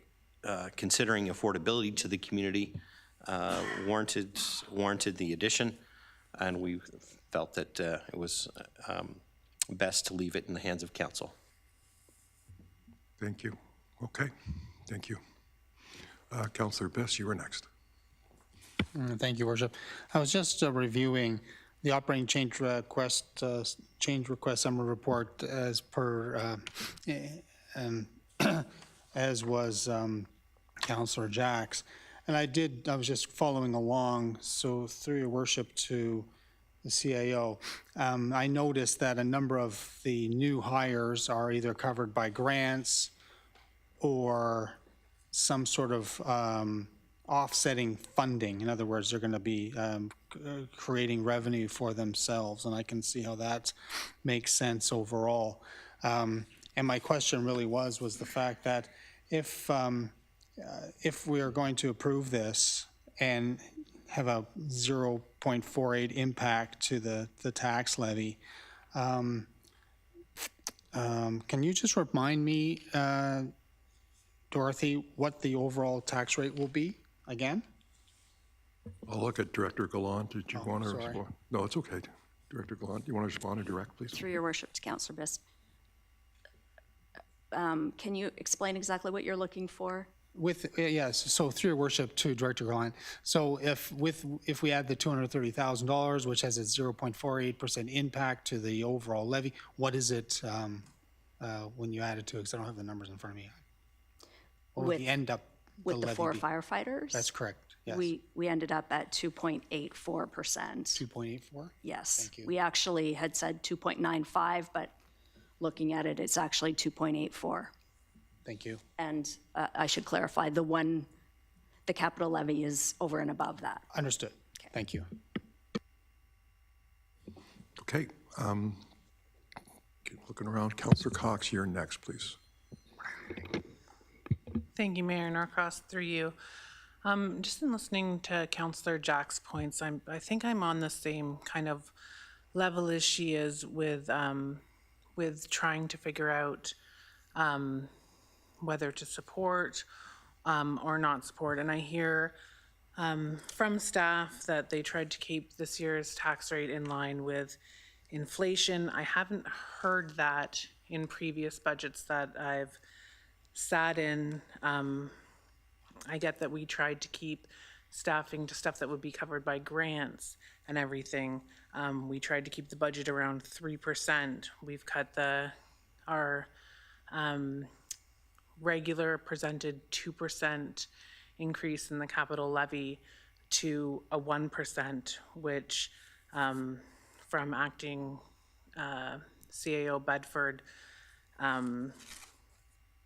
was not a great idea. We've seen that we've gone from 276 million to 370 million in deficit for maintenance and repairs for our assets.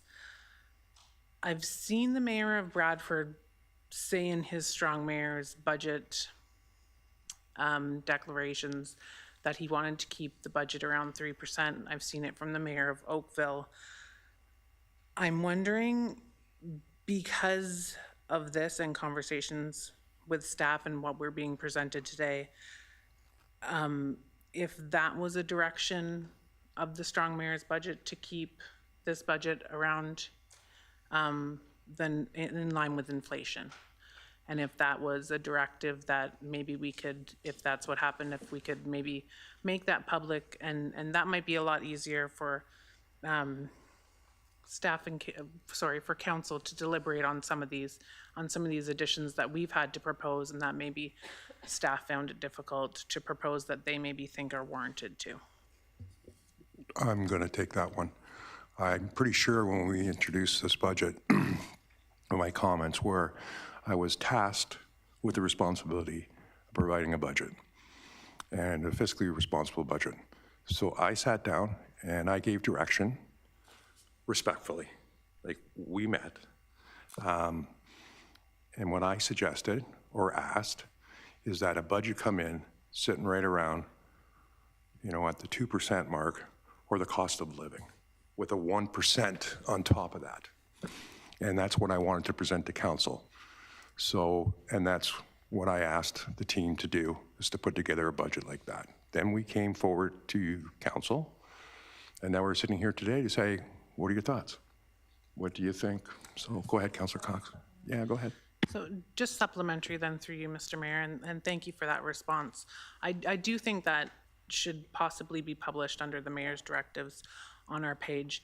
And I just ask staff because I worry, and I know that this council has heard residents and everybody is struggling at the moment in our community with tax increases, but I don't want to leave residents and this council in a position next year to have to see the budget next term increase at a substantial rate because we keep this one low at this point. Do we have anything from our long-range financial plan that may speak to the potential that next year's increase would have to be by keeping this budget in line with inflation? Do you want to try, Director? Or is that something you might want to take time to answer? Through your worship, to council, it is not something I can give you an answer for directly at this time.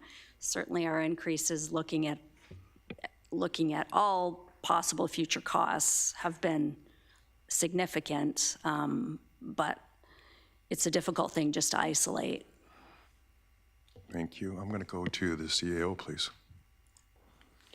Through you, Mr. Mayor, this budget doesn't have an over-reliance on unsustainable revenues. We're not bridging anything with a grant. We're not heavily relying on the tax rate stabilization. So those are the primary areas you would want to see whether your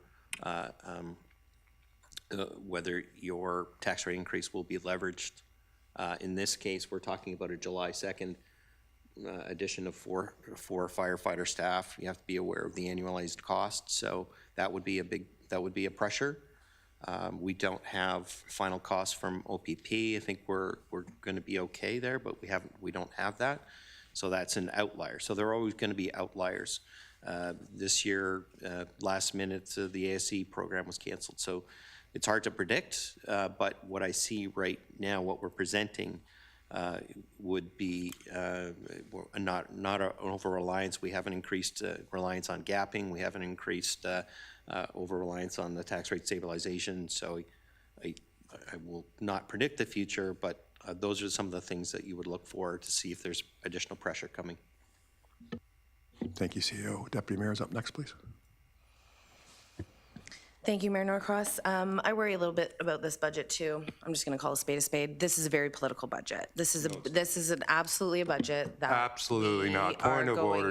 I'm not calling it. It's not a procedural Well, issue it doesn't here. matter. You know what? You call it political. What it is, it's an opportunity for this council to now participate and say, here, we came in at the cost of living.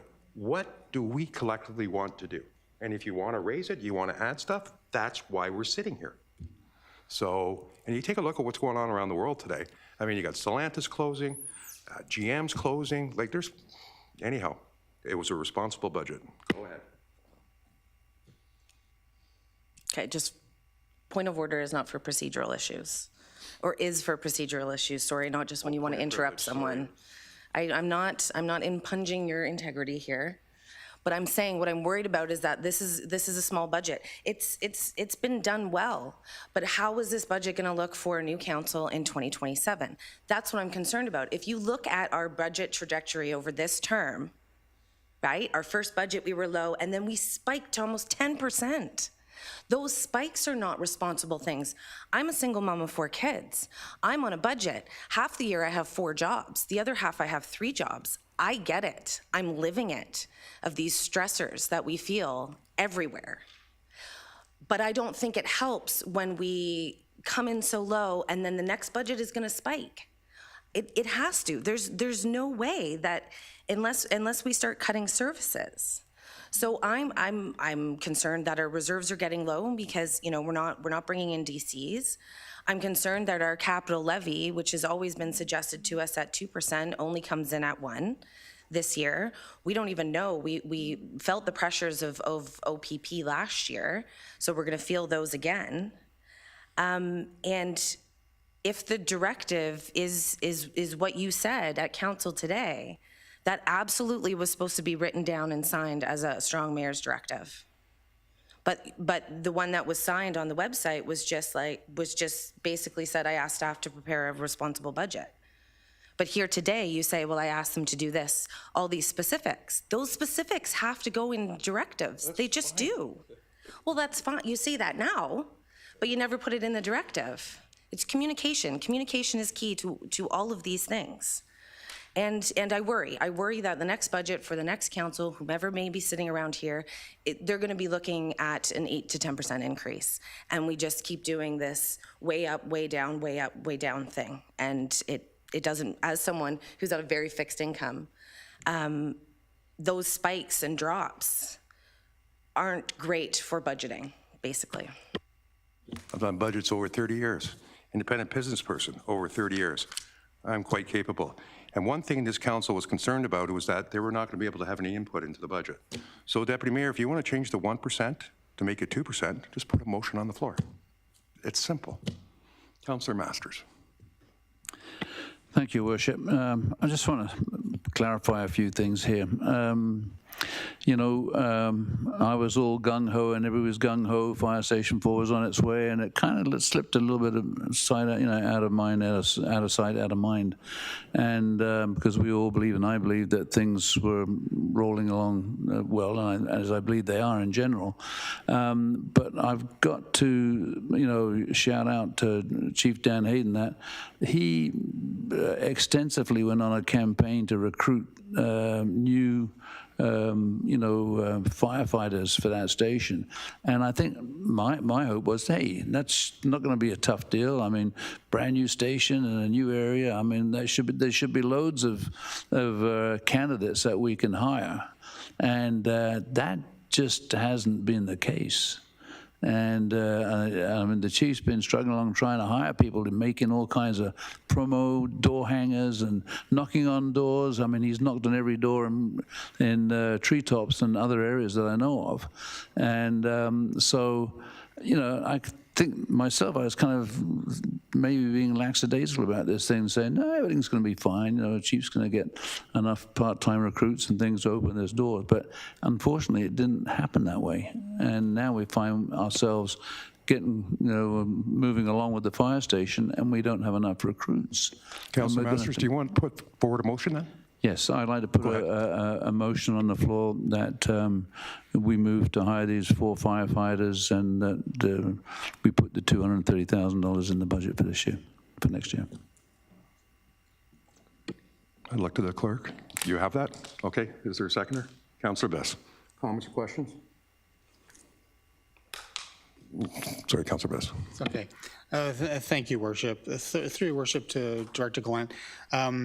Thank you for doing the math before, because the math didn't add up and you've clarified, so I'm very thankful for that. So if we raise the tax rate from 233 to 281, the original budget document said that the overall tax impact would be $142. What would it be with the 281 and all the other factors involved, the county, that I'm talking about, right? I'll go to the director, please. Oh, the other sprinkles. Through your worship to Councillor Biss. I'm going to hand it over to Dorothy. She's got that number for you. Thank you. Through your worship to Councillor Biss. The total, including all of those increases, so the 2.84, not 2.81, is $155. So through your worship to confirm, then it would be approximately $13 per household for this. $13.32. And 32 cents. Thank you, Dorothy, for 4 firefighters. Thank you. Appreciate that. Thanks, Councillor Briss. Councillor Cox. And then I'm going to go to Councillor Gabrick. Thank you, through you, Mayor. To probably the chief, do our volunteer requirements for firefighters differ from any of the other municipalities that may be providing a barrier to us reaching top recruitment? Chief. Your worship, through to Councillor Cox, the province has actually introduced certifications, so all members of fire service need to have achieved firefighter 1, firefighter 2, and hazmat operations. So the requirements to be a paid on call or a volunteer firefighter in the province are exactly the same.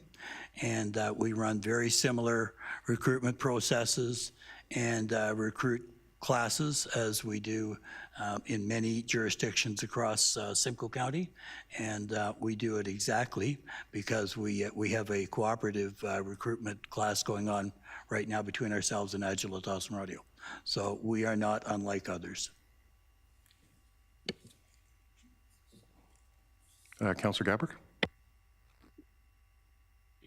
Thank you, Your Worship. Through you to Chief Dan. I'm just wondering what the likelihood is that we're going to have to go ahead and hire full-time firefighters anyways, regardless if we pass this budget without them included in it. Because to Councillor Masters' point, I know you did an extensive effort to recruit the paid on-call firefighters with no luck, and I'm sure that has something to do with the fact that New Tecumseth is a commuter town and people are just simply not in the area during the day and finding it difficult to find work-life balance as it is. So my question is, will we need to hire these firefighters anyways with Station 4 set to open? Do you want to comment, Chief? Please. Thank you. Through you to Councillor Gabrick. I think this takes me back to a discussion that actually started in 2016 when we looked at location for Station 4. And it was exactly the discussion I had with Council of the day, is that based on the location and based on the driving distance, I was concerned about the availability of paid on-call volunteers in the area. That unfortunately has become part of the issue that we're dealing with today, some 11 years later. The other challenge is that as our call volumes increase and everybody's work-life balance becomes an issue that you've alluded to, and our response times increase, our rollout times increase.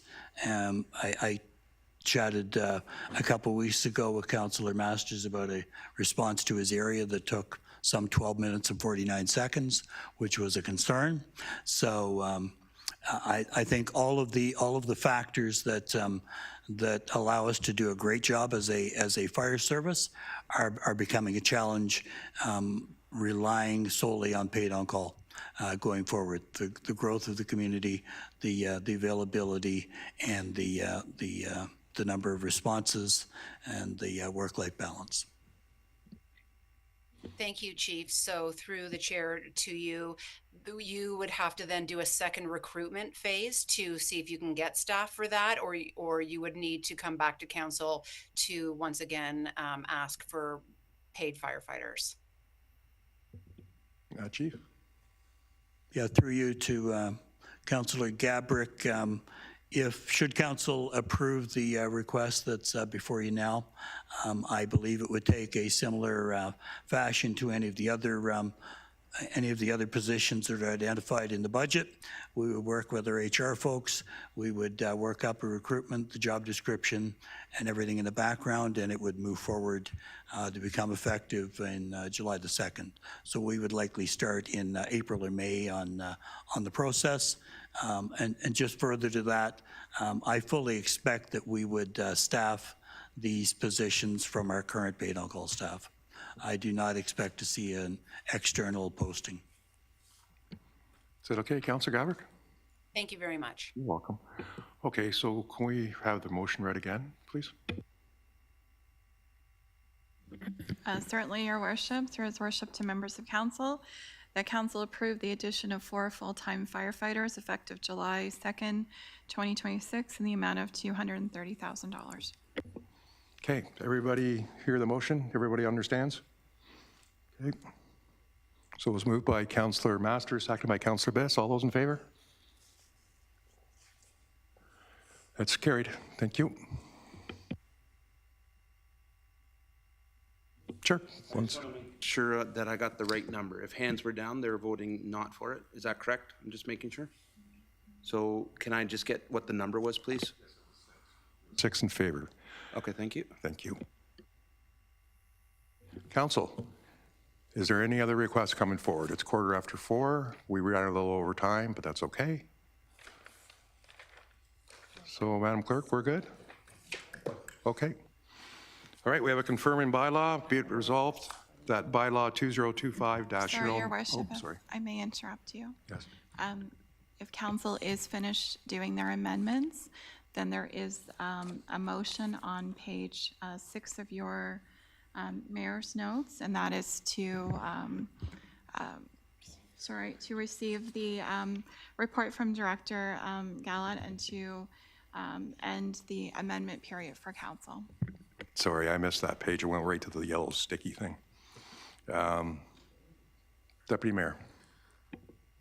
Very quickly, I wanted to have this conversation out loud with council because I've noticed a lot of chatter and a lot of phone calls and emails about water rates. Now, we did our water rate study a few years ago, which very clearly showed we were at the very bottom of, like, out of 19 comparable municipalities, we came in with the 18th cheapest water. So we had to bridge that gap if we want to continue fixing and servicing all our equipment that produces our clean water. I just worry that the amount of increases that council decided for this particular term of council, I mean, I think our first increase out was 15%. This one, we have listed at 12.5. So for next term, I think they all range between 5 and 7% for the increases, and I didn't know how council felt about maybe lowering our water rate increase to 10% this year, and for the next council to understand that they can take some of the brunt of that too, because whereas we need to be in a position where we're collecting enough money to provide clean water, and it looked like our water rates were kept far too low for far too many years. But I just wonder, it's been a huge pile-on. I mean, it's one of those things I very much noticed while doing my budgeting personally, is the amount that water comes up, and even still, we're still not even at the middle of the pack for highest water rates in the comparable area. However, I just wonder that we've loaded up this term with such high increases, if maybe we should even that out a little bit and maybe drop it a couple of percents here. And I just wanted to throw that out there to council to maybe have a discussion about. No? I'm just saying. Okay. Sorry, Councillor Cox. Thank you, Mr. Mayor. Through you to staff, can I just get the increase that we're proposing for next year also? I'm kind of in the same frame of mind as the deputy mayor. We haven't seen a lot of growth lately. These water rate increases, obviously, we're putting them aside for maintenance and repair, correct? We're going to see a substantial amount of growth soon. I think it would be beneficial to maybe even those out a bit when we have more residents here able to contribute to that maintenance and repair, which they're obviously going to benefit from, as do our current residents. I think it would be a little bit more palatable. There have been substantial increases since we took office, and I understand the rationale for that because it was so low, and it was very difficult from the past council at the time to initiate responsible water rate increases when we didn't have the pipeline traveling to Tottenham yet, and there was obviously trihalomethanes and stuff in their water, which the council at the time thought was not indicative of raising their increases. But I think if we can be a little bit more steady over time, and when we see an influx of growth and more residents being able to contribute towards the maintenance and repair, I think I'd be in a better position, of course, to support that. Okay, thank you. I'm going to go to the CEO, please. I'll defer the specifics of the increases to staff, but I did want to remind council that the origin of the increases came out of the Walkerton inquiry, which led to the legislative changes that requires municipalities to be fully funded, to be self-sufficient in their water area. So that kind of frames the pace of the increase. I think that municipalities were driven to high rate across the board, high rates of increase, so that they could get to that position where the water was fully contained, fully paying for itself. So in terms of the pace, the actual increase, I'll leave that to perhaps GM Horn. You've got some words to add, or Director Gallant. Director Gallant, please. Thank you. Through your worship, to Councillor Cox, in accordance with the study, we're proposing, as you mentioned, 12.5% for 2026 and 8.5% for wastewater. And the study indicates that 12.5% would also be applicable for 2027, and respectively the 8.5% for wastewater. Thank you for that news. I'm not sure everybody wanted to hear it, but I appreciate that. Councillor Cox. Sorry, supplementary through you. If I remember that report correctly, it does drop off to around 5 when we start getting growth. Is that correct? Yes, that's correct. It's anticipated to drop off in 2029. So maybe my suggestion would be, since we have that anticipated growth coming, that we maybe take the difference between the next few years and find a happy median between when that growth happens and what we're passing to residents now. We are at full cost, like Waterworks on full cost recovery, we are at it, and this additional is being used for maintenance and repair, correct? Director? Actually, we're not at full cost recovery yet. The phase-in is to bring us to that point. Okay, thank you. Councillor Gabrick, you've been very patient. Thank you. Thank you very much, Your Worship.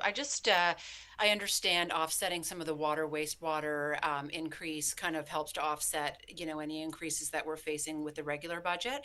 But I just, to the CAO's point about the Walkerton crisis that occurred and the rules that have been set forth since, I don't want to put ourselves in a position where, to save a couple of dollars this year, we might be putting ourselves at risk. So I'd just like to understand if a vote does come forward on this, if it's putting our residents at any risk for not properly maintaining our water systems. Okay, so if the vote does come forward, I'll make sure you get that question answered before we vote. Okay, Councillor Gabrick? Is it okay? Deputy Mayor? Quick, before we finish today, can we just do a snapshot in time of where we're at for operating, cap, levy, total, and blended? I just wanted to say that before my mic gets cut off. So I'll move a motion to put water rates to a 10% increase instead of a 12.5, which is listed in the budget. Okay, and Councillor Gabrick, you had a question of how will it affect the residents and those using it? Yes, thank you, Your Worship. I just wanted to make sure that that money is set aside kind of money and not money that we would need to complete necessary repairs for safety.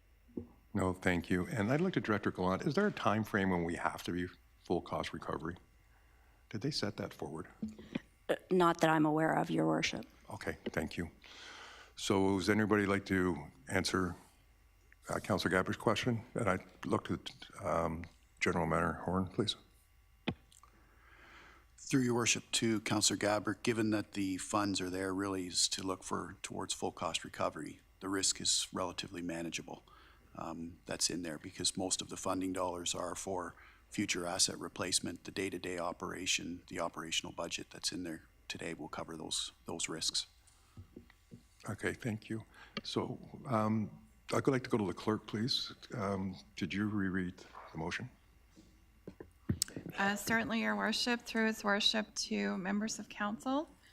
The motion I have as written is that council directs staff to lower the water rate increase for 2026 to 10%. Thank you. We have a mover. Is there a seconder? Councillor Cox. Comments or questions? Not seeing any. Oh, sorry, Councillor Gabrick. My apologies. Thank you, Madam Clerk. Sorry, the joys of joining by Zoom. I'm just making sure that I think the Deputy Mayor also stated that she would want that amount that she's reducing it by this year built into next year's budget so that we do continue to work towards a full cost recovery. Is that my understanding?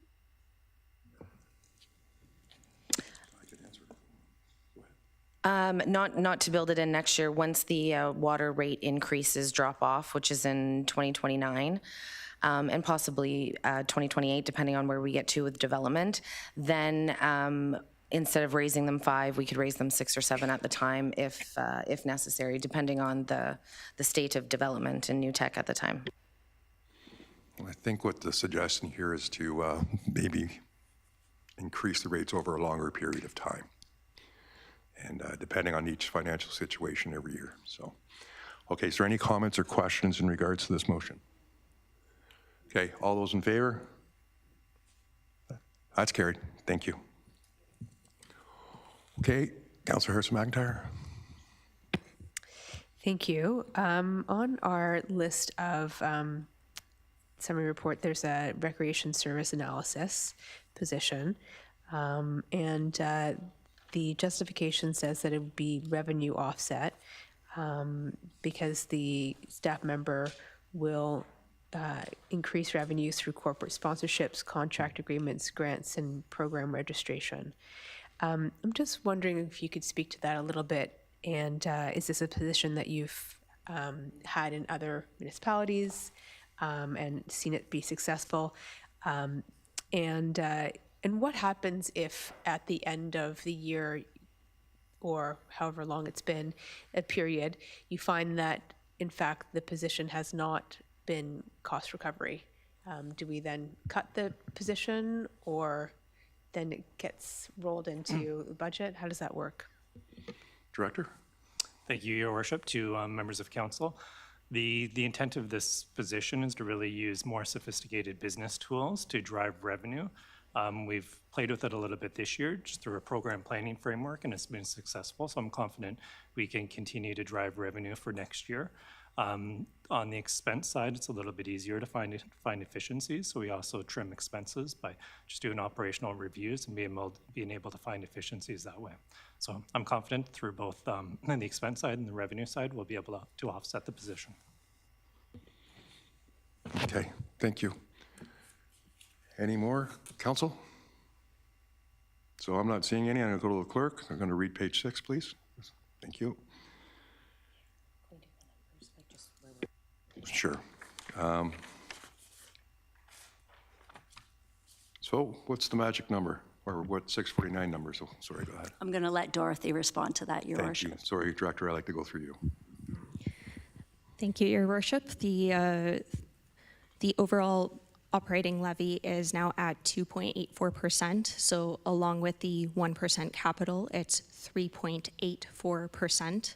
And blended with the county and education levies, we are at 3.23%. And the overall house impact is $155. And correct, that's a year. Thank you. Sorry, I know the answer to that. I just want to make sure that I point that out. Thank you. Okay. So we have a motion. Be it resolved that report number FIN 2025-21 be received. And further, that in accordance with Ontario Regulation 530-22, Section 7.4 of the Municipal Act, Council shortens the 30-day review and amendment period to end on October 22, 2025. And further, the mayor's 10-day veto period begins on October 23rd. We have a mover and a seconder. Councillor Biss, Councillor Masters. Sorry. All those in favor? It's carried. We have a confirming bylaw. Be it resolved that bylaw 2025-093 to confirm the proceedings of special council at its meeting on October 22, 2025 be read a first, second, and third time enacted. I'm going to look to my members on the screen. Councillor Jackson, Councillor Gabrick, thank you. All those in favor? That's carried. Thank you, council. And we have adjournment. Wow. Be resolved the meeting adjourned at 4:28. Councillor Rappin, Councillor Cox. All those in favor? Carried. Thank you, council. Thank you, staff.